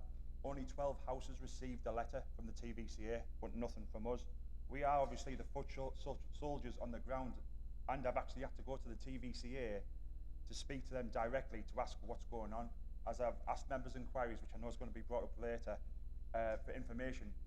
The problem I had is they give me misinformation that I told residents, so that made me look a little bit, I was quite embarrassed by that. And also, when I did speak to the TVCA, and congratulations, you're now the vice chair of that transport committee on the TVCA as well, no mention of the tunnel that leads underneath, because it's just adjacent to that path, that spare that you mentioned. I actually showed them pictures regarding the issues of what we have every single winter and hope for some additional funding, but no one mentioned it within the meetings. And I've actually looked at the meetings going back. It's only ever been mentioned once, that thing in the TVCA meetings, and that was back in November, obviously after your report that you're given in October. So, Councillor Grogan, can you... so could you please ask regarding the tunnel, and also our comms need to be massively updated and more efficient. Councillor Quartermain. Thank you, Councillor, and thanks for alluding me to that, because obviously the consultation and all the information is coming from the TVCA, and as far as I was concerned, the consultation has been done to all the frontages around those areas.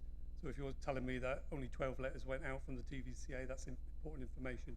And if you can make representation to that fact back to me, I will certainly make sure that that goes back to the TVCA with the question why. And I appreciate that you have, but I'd like to do that as well. So I've got some further information there in regard to the tunnel as well.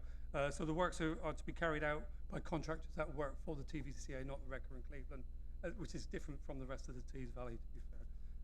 In much the same way as a private developer carries out highways works. Once built, the improved cycle route will be adopted by this council. The council is currently submitting a proposal to TVCA for the funding of one CCTV camera at the intersection of the paths near Lawton Road to the east of the hospital. This would provide coverage across the open space and help tackle crime, antisocial behaviour, including the nuisance caused by off-road bikes. Obviously, those areas as well, it's very hard to chicane and put too many bollards in, because we have to allow our disability users and people that use wider bikes to access those. The scheme designer is WSP UK Limited, if that helps you. The approved budget is 3.16 million from the LUF funding, and the delivery contract is currently being procured, so we're waiting on that information. But yeah, I've emailed you. I'll just check. I think it's in my drafts of the information that's online. It's on public domain there. Okay. I'll share with fellow councillors. I could share with the whole council if you want the whole information, because some of these networks do touch on some of your wards. Okay. Okay. Thank you. Thank you. And move on to question 2. It's a question from Councillor Grogan to Councillor Brooke, but I noticed Councillor Brooke's not here. As Councillor Brown's got to answer. Thank you. Councillor Brooke report back in May stated that the initial antisocial behaviour hotspot patrols in South Bank, Ormsby and Kirkleatham had been successful in Ormsby and in Kirkleatham, as they have yielded reductions in reported of ASB to the police and to the council. No further details were given, and patrols have now moved to Gisborough, Cortham, South Bank and Teesville. We are aware of the reduction of reporting of ASB does not necessarily mean the reduction of ASB. It could equally be a result of residents feeling that no action will be taken, and so reporting is a waste of effort. In fact, we've heard that incidents of ASB in Kirkleatham do not appear to be falling at all. Could obviously, you on behalf of Councillor Brooke, please elaborate on the measures that we used to judge the initial ASB patrols that were a success? Bother. Just on the reports of antisocial behaviour, the last NAP meeting we had, the police came, I think you were all there, yeah, they reported a drop in antisocial behaviour reports. Again, they reported a drop across all the crimes, didn't they, at the last meeting. But it's PCC funded, which means that the police really, they take whether it's been a success or not. As you're well aware, during the fires, I used my influence to get more resource there. Should it be needed in any of the wards, if there's a spike, please do contact me, and I shall certainly use my influence with Matt to get results. But yeah, it's the police that really report, and whether it's not, it's been a success. The fact that they moved it away from Kirkleatham is after a significant drop they reported at the NAP meeting last NAP meeting. And Councillor Grogan, do you have a supplementary? Yeah, it's just a really quick one. Obviously, I wasn't at the last NAP meeting, and I didn't hear that. Just obviously the statistics that come out, I seem to think they're slightly distorted. People don't seem to be reporting. I had a resident yesterday contact me. They're suffering with fear and anxiety, and I said, well, you need to contact the police. And they went, we're too scared to contact the police. That's how and that was literally just yesterday. We'll know this individual, and I'll tell you in private who this individual is. So how I feel, you know how we have these members sessions prior to meetings, and I know that the PCC has been before, but it would be nice if we could give potentially the new Chief Constable a chance to come and as a Q&A possibly, one, because it's non-political, she's non-political bias, or any type of statistics to suit. I just think it would be just nice for members just to have a bit of a Q&A and see where Cleveland Police operationally are going.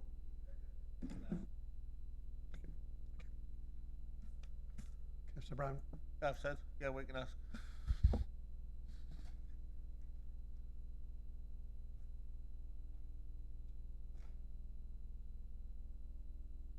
We'll move on to question 3 from Councillor Hart to Councillor Richardson. Hi, Carrie. Before I ask you a question, I'll do it very quickly because your prom is very important, and I mean that sincerely. Thank you for a brilliant report as always on such a massive portfolio. My question to you is, given our car parks in Gisborough are advertising all the events in other towns like Redcar and Saltburn, on large billboards. Is Gisborough's events, if we have any, being showcased in other towns? Councillor Richardson. Yeah. Yes, they are, and thank you.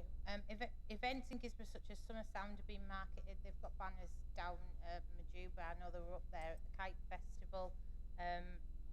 Various cycle race stages that went through Gisborough, including Tour of Britain, have been actively promoted throughout the borough in different areas.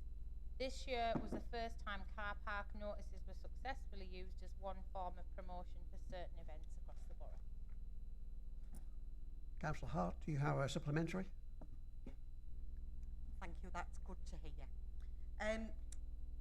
More a thought rather than a question, but given the very small team that we have are doing an excellent job, and in order for us to prosper with any business or anywhere, we should be investing in it.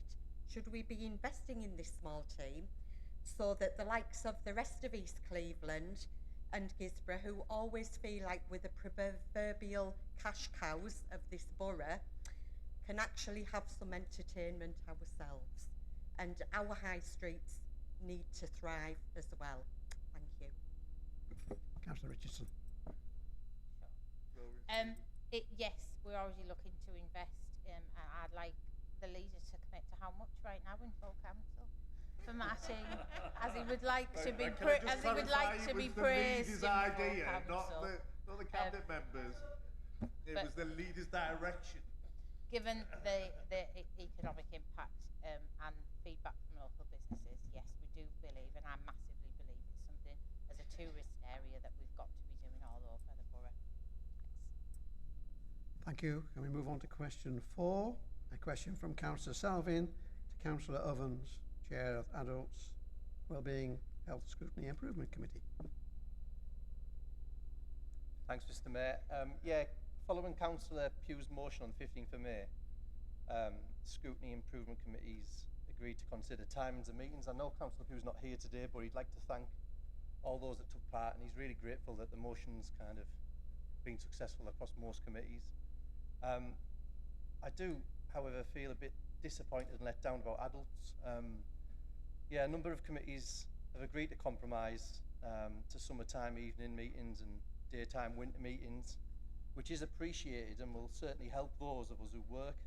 Most of our group work full time, and whilst my attendance is primarily based on look of shifts and what I'm working, I was disappointed that Adults Wellbeing Scrutiny Committee didn't compromise in any way, shape or form and just stuck to the 10 AM starts throughout the whole year. As a member of Adults Committee myself, I've not been there at all this year, and it's purely because my 6-week rota at work has matched the 6-week scrutiny rota. But had we had some evening shifts there available to me, I would have attended all of my climate and all of my adult committees this year. So basically my question is and in fact, just before I ask this question, Councillor McInnes today is missing. And the reason he's missing is because he's sat on North York Moors Committee this week and regulatory. Now we understand probably regulatory can't be changed too much. It's a big committee, probably needs to be through the day. But the fact he's given up 11 hours of his time to committees this week is the main reason he can't be here today, because he's got his own business and he's significantly down this week on takings, which is another argument for moving to evening meetings. So will the chair of the committee please explain why she and her vice chair appear to believe that being a councillor is an exclusive club reserved for those who are lucky enough not to work? And will some consideration to potentially changing these times in future be given now that I've had my chance to speak? Councillor Evans. Thank you for that question. I would point out that the decision was not made by the chair and the vice chair. It was the whole committee, for those who were there, and I appreciate you couldn't be there at that time, who were eligible to vote. And the decision was taken to leave the status quo as it is for the moment. However, that does not mean that it cannot be reviewed at a later stage. Thank you. Councillor Salvin, do you have a supplementary? I do, but it's not directed at Councillor Ovens, but it's more of a general question. Obviously, now this motion has passed, I just kind of would like to know what potential process in future going forward to other years. Is this going to continue? Is this going to be an annual thing where we agree, or is it? And it's more of probably a question for Steve, to be honest. Yeah, I'm sorry, Councillor Salvin, it's outside of the meeting, really. Oh, right, okay. Yeah, fair enough. Yeah. Thank you. Very good. It's question 5, a question from Councillor Grogan to Councillor Brown, leader of the council. Thank you, Mr. Mayor. With the, obviously this week, the terrible news regarding the cracker site at Tabak, obviously jobs are going to be lost there. This question's even a little bit more relevant, actually. Entis UK is an ethanol plant that produces ethanol for the E10 petrol and the high-grade CO2 for medical and food products on Wilton site. That is in need of an 11th hour intervention, and that the government needs to help find a solution to the crisis of its own making. Those aren't my words, those are the words of the Entis chairman on Tyne Tees News last week. The UK-US trade deal that has recently been signed will allow 1.4 billion litres of ethanol into the UK tariff-free, which is going to fundamentally undermine its business position. If this site closes, around about 100 local jobs and at least 3,000 supply chain jobs are under threat. They have met with the Secretary of State for Trade and our MP Anna Turley in May, but what is the local authority doing to try and support and facilitate the government and Entis to avoid closure? It's a good question, and especially on the back of the cracker announcement. Sometimes it feels it's one step forward and two back. I mean, I spent all day yesterday over at Teesworks and speaking to 20 Korean journalists. I think this sort of doubles down why the net zero stuff is really so important for the borough moving forward. But just to let you know that the councillor and officers are in a meeting next week with Entis to discuss what we can do as an authority to try and help in any way we can. Politically, I'm obviously having discussions with the MP and what she takes back to government. Okay? Thank you. Do you have a supplementary? It's not really a supplementary. It's just a little bit of a comment afterwards. I believe this is beyond party politics. I absolutely support Anna, our MP, in trying to help secure this. And when I spoke with us briefly with the chairman, he said that Anna, our MP, is actually working behind the scenes. So please, if anything that we can do and just keep us all in the loop, it'd be much really appreciated. Completely fair comment, Mr. Mayor. It's another example of what I'm proud about Redcar and Cleveland are different from other local authorities. Or what I appear to see is we regularly put our arms across the chamber when it's for the better of the people. And long may it continue, Peter. Thank you for your comments. Thank you. We move on to question 6. Question from Councillor Thompson to Councillor Richardson. Thank you, Mr. Mayor. My question is, the 38-mile long distance challenge walk the Langbath Loop is now in its 38th year. During that time, thousands of walkers have experienced the loop and shared in the enjoyment of the vast variety of countryside it covers within the borough. The maintenance and signage of the loop have been consistently supported by council staff, contributing in a key manner to the sustainability of this national attraction. The recent third Langbath Loop brochure seeks to update the route information and record the variations that have had to be incorporated into it as a result of changes to landscape features, new bridge construction and coastal erosion. Will the council continue to give all reasonable support to the promotion of the Langbath Loop through its countryside services and its communications system? Councillor Richardson. The council has maintenance responsibilities in relation to some specific paths and rights of way included within the Langbath Loop route, and those will be absolutely maintained appropriately under the prioritisation programme.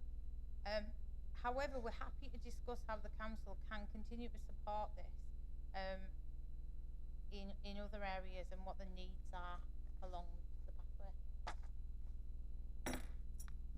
Councillor Thompson, do you have a supplementary?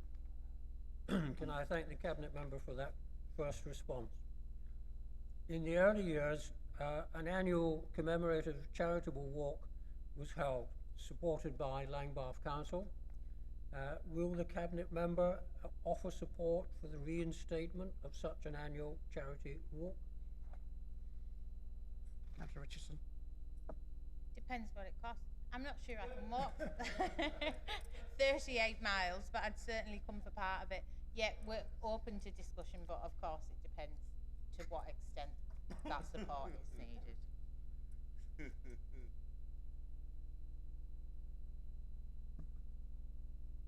Question 7, question from Councillor Nightingale to Councillor Brown. When will the TVERF decision be made? Councillor Brown. Soon. No. Well, first of all, the Cabinet, we absolutely took notice of the motion from full council.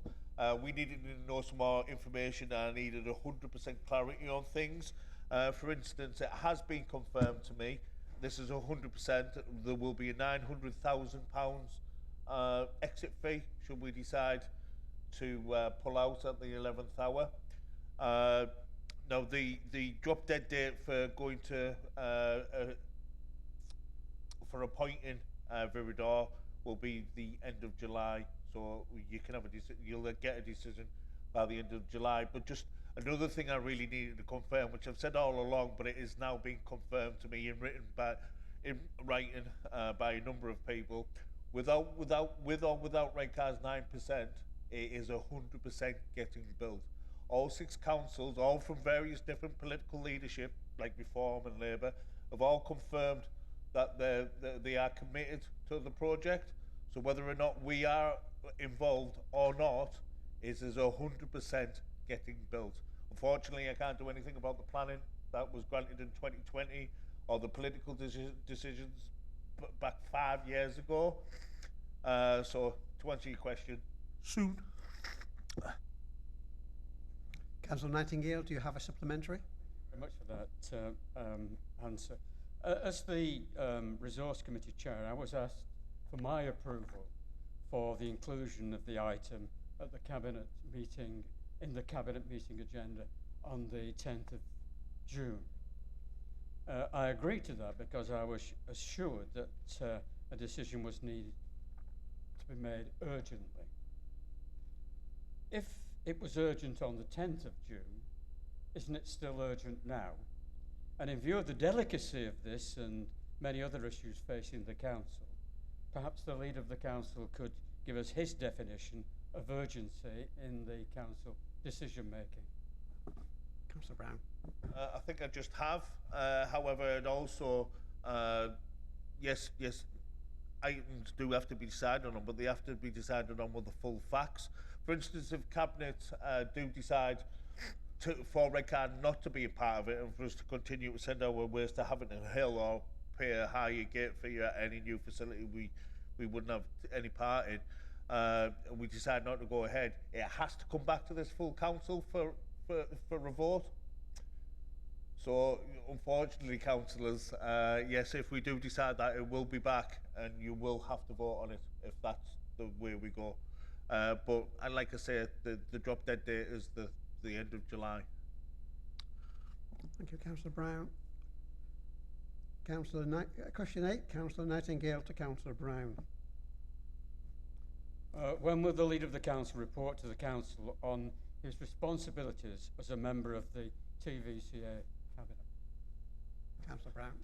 I think we agreed at the previous meeting that I would bring an annual report as part of the council agenda.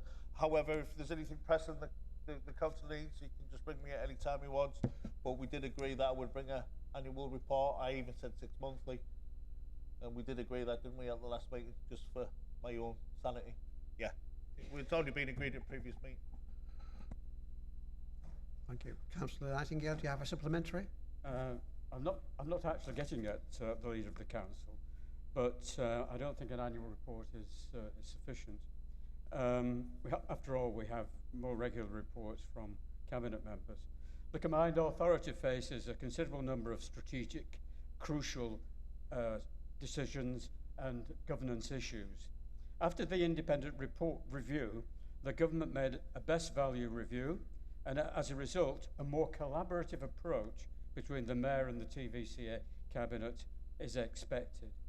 The leader of this council needs to be accountable for the decisions he takes at TVCA Cabinet affecting Redcar and Cleveland. For example, the use of public money by STDC and Teesworks and the TVCA Scrutiny Committee and its role in dealing with the accountability of how public money is spent. The use of business rates for the SEA and Teesworks, the millions spent or in the pipeline on major strategic TVCA. I'm coming to it. These are the reasons for the question. Are the major strategic TVCA projects. Will the leader tell members how he intends to use his power and influence in the TVCA cabinet when key decisions are being made? One way would be for the leader to report regularly to the Resources and Governance Scrutiny Committee. Will he do that? Councillor Brown. Now you've made a request for me to be on the agenda, do so. Of course I will, Glenn. All you have to do is ask.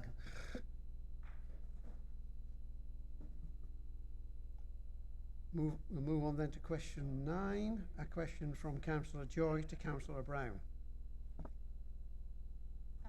I'm actually going to ask, Councillor Pallister instead, if that's okay. Yeah, she's going to answer it. Okay. Thank you. We support building the homes that people need, but they must be the right homes in the right places with the right infrastructure. What we don't support is dumping hundreds of new homes on towns like Gisborough, there are others, without a proper plan for accessing roads, doctors or community services to cope. Considering the latest government housing applications coming up in many areas, what is this council's response to the government's housing targets of 559 a year from 234 a year, with a gap in the existing local plan and the wait until the next local plan, which won't be in place until 2027, there's a tasty space for developers and landowners to snaffle up at the buffet table of our borough to feast on. What are we doing to mitigate that divorce from planning and infrastructure? Councillor Pallister. Thank you, Mr. Mayor. Too many governments of all colours have not built enough homes, driving up private rental sector and rising house prices, leaving many young people and families locked out of home ownership, for some waiting years on council and social housing waiting lists. Having a decent, affordable home is the foundation for a healthier, happier and more financially secure future. So I welcome the Labour government's investment of £39 billion into social and affordable homes, as well as the creation of a new publicly owned national housing bank, unlocking another £53 billion of private investment. The current housing target in 2018 local plan is 234. In March 25, the government brought in a new housing target across the country, and Redcar and Cleveland's target is now 559. Although the local plan target is 234, since 21-22 we have been building over 400 new homes a year, with the highest in 23-24 being 491 with a net of 471. However, I do share your concerns.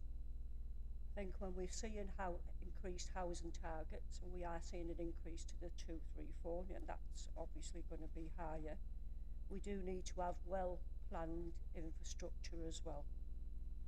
Council's planning service and elected members of the regulatory committee will need to determine any new planning applications for new housing whilst we prepare our new local plan, and I'm looking forward to that, and I think it will be around October time when we can actually all come together as elected members and look at how we start to develop housing in the right place and what people need across the community. We know we're in a difficult position in the next 2 years. We know that 66% of councils across the country are in the same position. The because we've got increased housing targets and the local plans obviously are out of date. So I do share your concerns. The local plan and the national planning guidance in the NPPF will explicitly consider infrastructure such as affordable housing, community buildings, open space, sport and recreation, education provision and sustainable transport provision.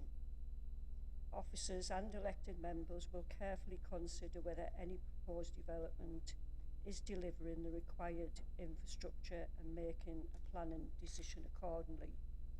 I'd just really like to add that a lot of members across the chamber are concerned a lot of the time about how the 106 is spent.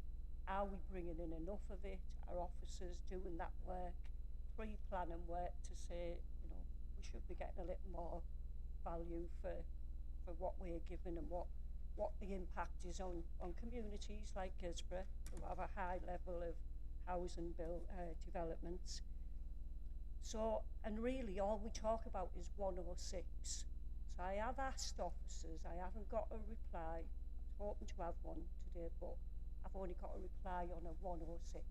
That's how we develop our infrastructure.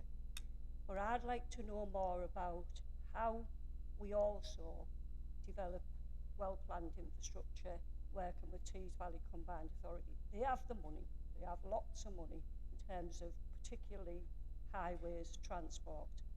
And when we're looking at schools, how we're working with children's services and where they are planning school places, new schools. So there's different departments in government that we need to be working like that locally, children's services, transport, highways, parks, and look at how together we can build a better way of funding infrastructure. Because 106 alone is not going to do what you're asking or any of us are asking. Thank you. Thank you. Councillor Joy, do you have a supplementary? Yeah, thank you, Councillor. It's really good to hear about all these things that it's like a wish list, but actually the worry is that we're obviously taking that wish list away from our local decision-making process, which is obviously our planning committee, so a lot of that might be outside of our control. Welcome your thoughts about 106 money, because I was going to ask you about how we can claw that back and what our strategic plan is for that. But actually, I wonder if you might come to Gisborough Pool and me and you can have a swim while we talk about how we can get what Section 106 money, because that's somewhere where it could readily be spent. Julie's asked for that. Can we have a group swim? We couldn't bring our armbands. I do say Shy Bear's getting out of that. That was a good ending to your question. But I think I've tried to explain the 106. It is difficult. We've tried. Members in this council for years have tried to see how we can improve the way that we bring in additional money for infrastructure. Keep trying, but I think we're missing a trick as well as how we're not working together across departments and with Tees Valley Combined Authority. But yeah, I'll come for a swim. Waiting to go in the new one. Thank you. Move on to question 10. A question from Councillor Leroy to Councillor Brown. Thank you. I really don't want to be asking this question. I do feel for Mr. Archer in asking it. It's not really what I came into politics to do, to ask this sort of question, but it's really important that we defend democracy, especially at the moment when we could be infiltrated by those who don't believe in democracy at the next election.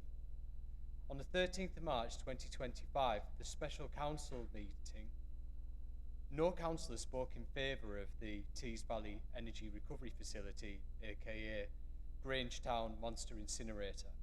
It was revealed during the meeting that the new Managing Director, Brian Archer, will ultimately be responsible for the approval of Redcar and Cleveland's participation, a project that needlessly pours 2.4 billion plus of public money, indeed the actual sum will be around 4 billion once we had carbon tax into the Tees Freeport tax haven. we've been provided with limited financial details of where the money will go.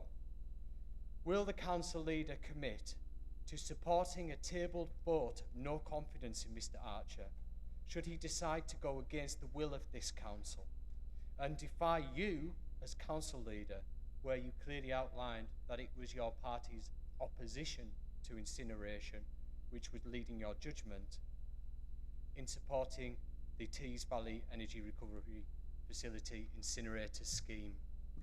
Councillor Brown. You know, your tone started off so like, oh, I'm guilty asking this.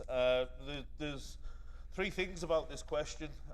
Number one, Brian Archer will pay no decision under the delegated decision. He doesn't start rolling until the 1st of September, so that's incorrect. It's not in the landfill site, the free tax-free part zone either. And number three, 2.4 billion. You don't know that for any certainty. That's not true. But Tristan, what I would ask is, I mean, the spirit of this question, asking us to put no confidence in a man that hasn't even started his job yet. Come on, Tristan, you're better than that. We're better than this. The guy hasn't played any role, any part in it. He's like me, when he started working for Redcar in Cleveland, this was something that we all inherited from 5 years ago. Are we, Tristan? I mean, we can't be naming officers like this, especially not. I've noticed you put it all over Facebook. It's not factual, Tristan. None of it is factual. Not one part of it is factual. So I would ask you to apologise to Brian for putting his name all over Facebook when the delegated decision, if it does remain delegated, it's got to be made by the end of July. It doesn't start rolling until September. So I would ask you publicly apologise now to Brian, please, Tristan. Councillor Leroy, do you have a supplementary? Yeah, thank you, Mr Mayor. So the 2.4 billion, the 2.1 billion are the operating costs over the period of time that appears in the tender, and the 0.3 billion is the construction. The extra money on top of that is the carbon tax, which I've asked questions on this and already mentioned that cost. Thank you, Mr Mayor. Just to go through something else as well. That £900,000 cost that you mentioned, which appears in, which here comes the question. Please, Councillor Brown, can we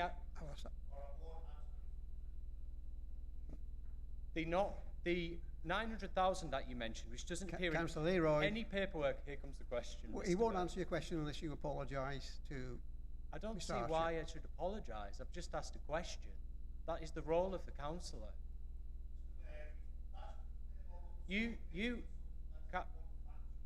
As a,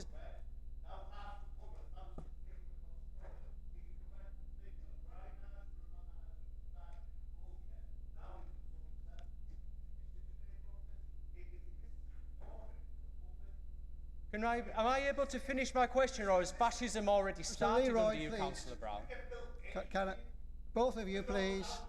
That's not, no, you don't know that. How do you know that? Which paperwork does that appear in, Councillor Brown? Enough. I would like... Please. Please sit down. Councillor Brown, would you sit down a second, please? Right. Right. I'm asking... Councillor Brown, please. Councillor Brown, so you've said today that the decision Councillor will be made Leroy, in July. can I speak, please, before you continue? Can I ask It's the not an argument. question? Because it does need to go on public record that I asked the question. He is right that you have stated in your question to the public that the managing director, Brian Archer, he's not the managing director yet. But he will make the decision. He will not necessarily make that decision. Mr Mayor, did you know this before Councillor Brown mentioned that? Because I didn't as a councillor. Yes, I of didn't know course that I did. the decision would be made Because end of July. Because in Councillor Nightingale's question, the answer to your question, when will the decision be made, it was July. We didn't know that. So I couldn't look into the future to possibly know that. So the question would have been written, will you have a vote of no confidence in Mr Simpson? Councillor Brown, sit down. Councillor Brown, please sit down a second. Enough, both of you. Everybody, please sit down, unless it's got a... Okay. Please. Councillor Knight, do you have a...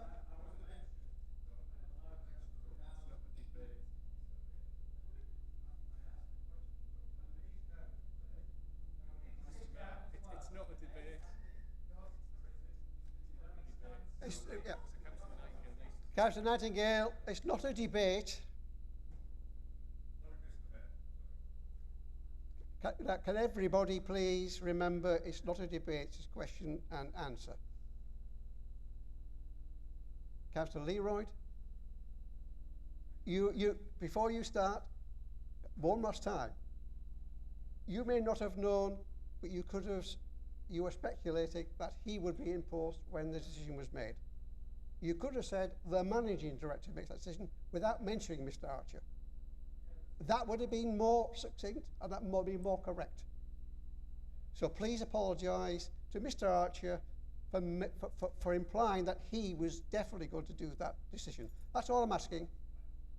And we'll move on and get your supplementary question addressed. So in the writing of this question, I shouldn't have mentioned Mr. Archer. What I should have put is the managing director, because unbeknown to me, he wouldn't be the managing director, because had I had a time capsule, I would have travelled in the future, looked back, seen the result from Councillor Nightingale's question, and simply wrote managing director. Moving on to the supplementary question. Do you want a real one? I'm really sorry. I'm really sorry that I am really, really sorry that I put Mr. Archer in the question when I didn't know who the managing director would be, and it should have included somebody else, and I really apologise. Are we okay to move on to the supplementary question now? I have apologised in two distinct manners. Yes. We move on. Great, thank you. Right. So, we've established that the managing director will make the decision in July. Councillor Brown, do you have any paperwork whatsoever which mentions that the facility will go ahead and that it will cost Redcar and Cleveland 0.02% of the 4 billion it's going to pay out? In other words, or the combined council is going to pay out, in other words, £900,000, because it seems that figure changes every week. So is there any, yes, there's a question, is there any paperwork? Yeah, is Mr. there any Brown. paperwork that exists? Because we haven't seen it as councillors. To be fair, Tristan, I'm not standing here protecting the incinerator. I'm not precious over it. It wasn't my incinerator. You know, it was 5 years ago. But to talk about changing figures, you've had a motion, 3 questions I can remember, all have different figures on them, Tristan. Like, let's call a spade a spade. Let's call it... No, I'm answering your question. Let's call a spade a spade. Now, what I'll do is I'll write to the project, the lead authority, which is hardly... Councillor Leroy, please be silent while you answer your question. Because you just asked for it in writing. But why haven't you got it in writing? Because you said you had it. Because, right, when I'm speaking to the project board... Well, let me finish. When I'm speaking to the project board, I don't think Tristan is going to say, well, have you got it in writing? When they tell me that it's going ahead... Stop selling false hope, Tristan. Stop peddling in false hope. It's getting built, with or without us. That's 100%. Can I remind people this is not a debate chamber for...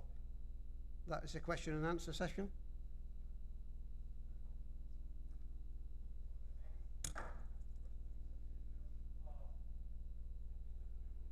Can we now move on to question 11? From Councillor Leroy to Councillor Pallister.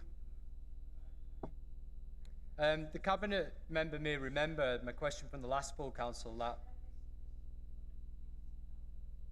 Are we okay for Councillor Brown to answer them? Are you okay to answer? Councillor Brown will be answering this. Yeah. Okay, so the council leader may remember the question the last full council that related to the inability of the council to enforce planning obligations and conditions. I'd like to bring another enforcement issue to their attention. I received an email 10th of June 2025 that states the council's DVLA linked system to deal with abandoned cars is offline, preventing us from processing vehicle removal requests. Cleveland Police have kindly been stepping in and helping me move on abandoned vehicles this past month. They don't appear to have the same issue with the DVLA linked system. Does the Cabinet Member or the Council Leader in this instance know when the Council will once again have access to the DVLA and be able to enforce against the abandoned vehicles in this borough? Thank you. Councillor Brown. Unfortunately, we have had to complete a full reinstatement of the system used for accessing the DVLA site that allows us to identify, check vehicles. We're now in the final stage and testing the site. We will have full access restored within the next month. Councillor Leroy. Councillor Leroy, do you have a supplementary? Well, let's just save everybody the headache, okay? Let's move on to the next question. So I take that as a no? Right, thank you. Move on to question 12 from Councillor Leroy to Councillor Brown. Mask Beach is, well, I could extend it, but Mask Beach is rapidly becoming a car park for the lazy, ignorant and selfish visitors. We have very many respectful visitors coming, but we do have an increasing proportion who decide to park on the beach. Last weekend, over 9 off-road vehicles drove over 100 metres beyond the opening of the slipway to park up and have a day at the seaside. This behaviour is not only highly disrespectful to one of our borough's areas of beauty, but endangers the lives of those enjoying the beach, including young children. Please can the council leader put out a statement in their media channels, or it could be the cabinet member in this instance, requesting that visitors do not park on Mask Beach, or they will face a significant fine. Thank you. Councillor Brown. You should mention this. I triggered Councillor King about 3 days ago regarding this exact matter, and I thank and apologise to Councillor King now, because I've seen the thread going back months and months and months to last year, to the year before, where Councillor King's been addressing this to no avail. A couple of the residents in Mask have contacted me also. The MPs contacted me. So you can be rest assured I addressed this 3 days ago on social media. We've got enforcement powers that we can use, looking at signage, and most certainly use social media channels. I share your frustration. I've seen a couple of pictures from residents. It's terrible. But we're dealing with it, Tristan. And I apologise, Councillor King, because I've seen how long you've been trying to fight this for in the email thread I was copied in. We'll get it sorted. Councillor Leroy, do you have a supplementary? I think every Mask council has been fighting this for a prolonged period of time. I imagine Councillor King's been fighting this since about 2015. I know that it was an issue back in the day, but it's becoming increasingly worse. One of the excuses that have been given on both of my terms has been that the council can't enforce parking on the beach.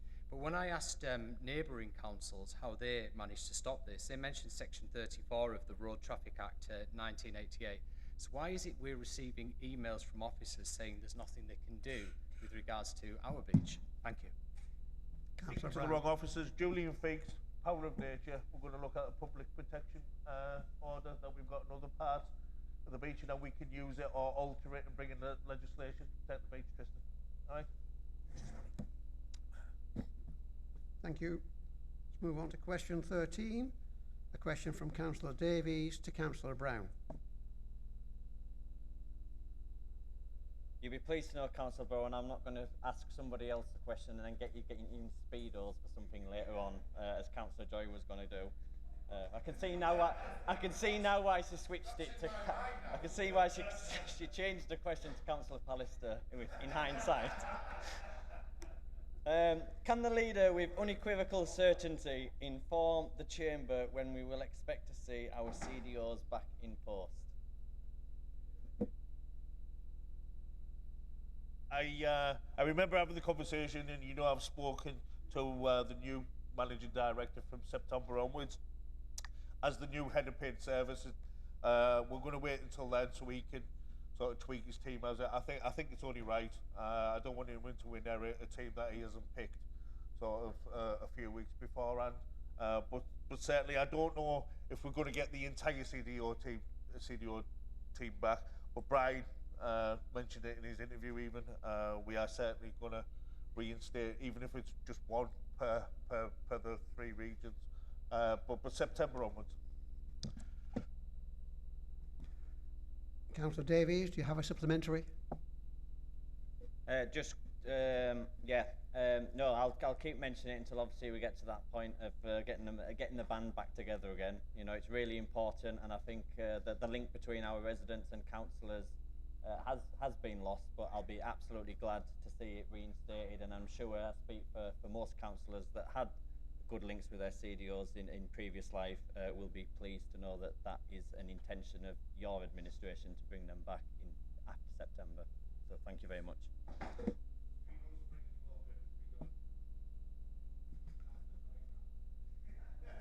Thank you, everybody.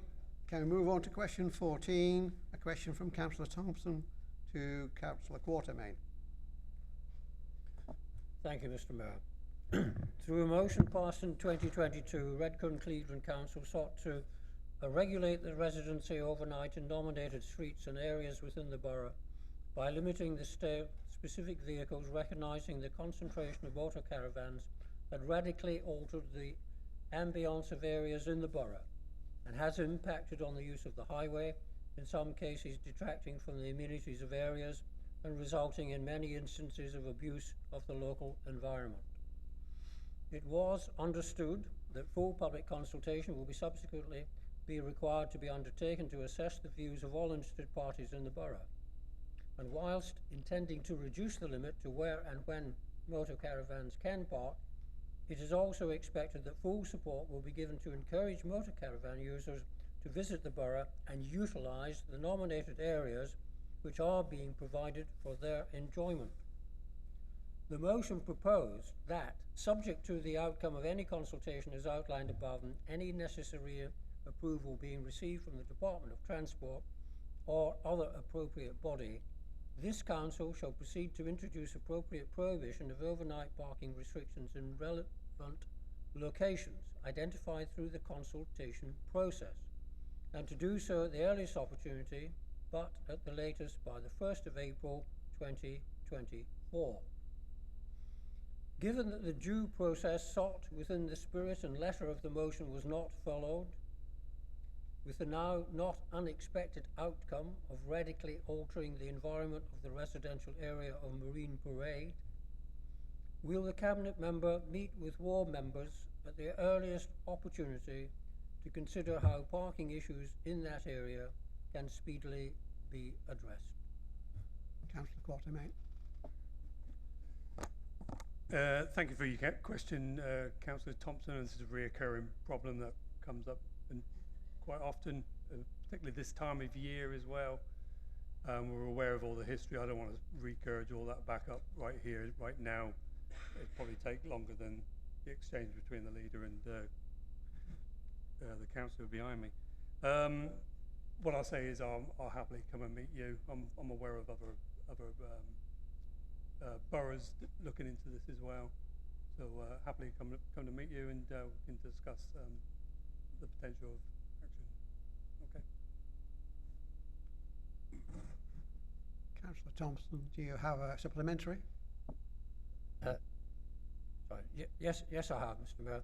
Thank you. Can I thank the Cabinet member for his very positive response? We have asked in the question that we meet at the very earliest opportunity. So could the Cabinet member offer ward members some dates at the earliest opportunity so we can in fact arrange such a meeting? Councillor Quatermain. Councillor, straight after this meeting.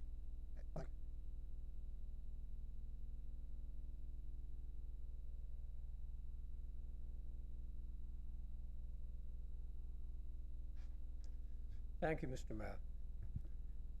The member inquiry system has been well received by elected members, and recognition is well recorded for the energy and commitment rendered by the staffing team.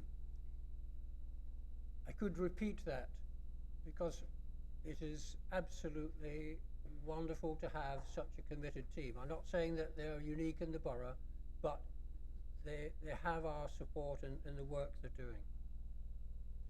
However, given the concerns raised by several members, it may be appropriate to consider the mode of operation and the allocation of resources to this member service.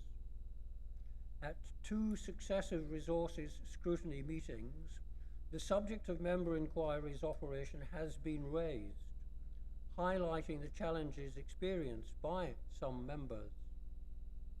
These challenges have included receiving responses within a reasonable time scale, particularly the challenge in obtaining real-time responses from departments when a real-time response is required, the challenge of not having a direct dialogue with a pertinent officer when detailed information requires to be imparted, and the absence on some occasions of continuity, particularly with a hiatus between one week ending and another beginning. There is currently no system whereby members can view a database listing all inquiries, those outstanding, and progress updates, unlike in My Account. Can the member inquiry system resources be reviewed? And can a timeline be given when the advised upgrading of the system will be concluded? Councillor Massey. Thank you, Councillor Thompson, for the question and for the chance to hopefully give a bit of explanation about the system. So I think for most councillors, for the majority of the time it's been in operation since 2023, the members' inquiry system works very well, as you've said, and I thank the staff, as you did, Councillor Thompson. And it works well because of the simple premise that councillors can send a simple email to an inbox monitored by business support, and then that team can send off councillor inquiries around the council to get a good response. It removes from councillors the need to understand who every officer on the ground at the authority is or not on the ground, and it also prevents, hopefully, for officers duplicate work. We have reviewed the resources available to the members' inquiries team and in corporate resources and found them to be appropriate, and I'll explain a little about this. So on digital resources, the team do use a bespoke solution that was developed from our IT department. The system's really effective, but it's not set up to allow all member access to the queries, but it really does help the team. There may be some types of inquiry that could be assisted by automation, but for any members who've been here a little while, you will recall that we did have a system like this in the past where you could log in and log interactions, queries to particular council services, and it wasn't well used by the membership and it wasn't well checked by the officers at that particular time, and this system was the replacement and has worked quite a lot better. In terms of the human resources, the staff available to members' inquiry, the team is very small and the workload's very large, but we do try and keep one member of staff per day available to deal with members' inquiries. However, the success of the system, as you've highlighted and as I've said already, is that we now receive over 300 inquiries a month at members' inquiries. There have been a total of 9,500 members' inquiries since this system was introduced in 2023. I think pleasingly, 82% of members' inquiries are responded to within 5 working days, which is a real positive. But however, when those timelines are not met, and this is where I think some of the question and some of the discussion has come from via email, it's not due to member inquiries. It's usually due to the fact that service areas are pushed, particularly given the fact that of the 300 inquiries per month, 250 of them go to the Growth, Enterprise and Environment Directorate, with the vast majority going to the Environment Service area. So to me, there's no problem with the members' inquiry system as it is set up in corporate resources. The staff are there, they're very busy, they have other jobs, but they do allow one member of staff per day to look at member inquiries. The problem is that particularly Environment, through no fault of their own, are inundated with requests of, as I've said, 250 a month. So to me, in short, the members' inquiry system is appropriately resourced, but there are problems within some service areas due to demand, in essence, and due to the fact that our environment service areas, our neighbourhood teams, have a day job alongside having to respond to members. But in essence, from my responsibility within corporate resources, the team's in place, it's effective, it does a really good job.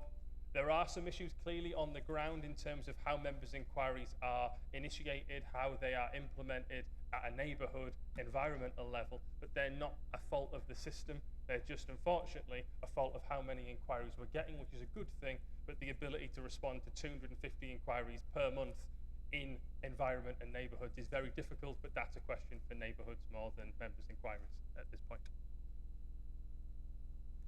Thank you.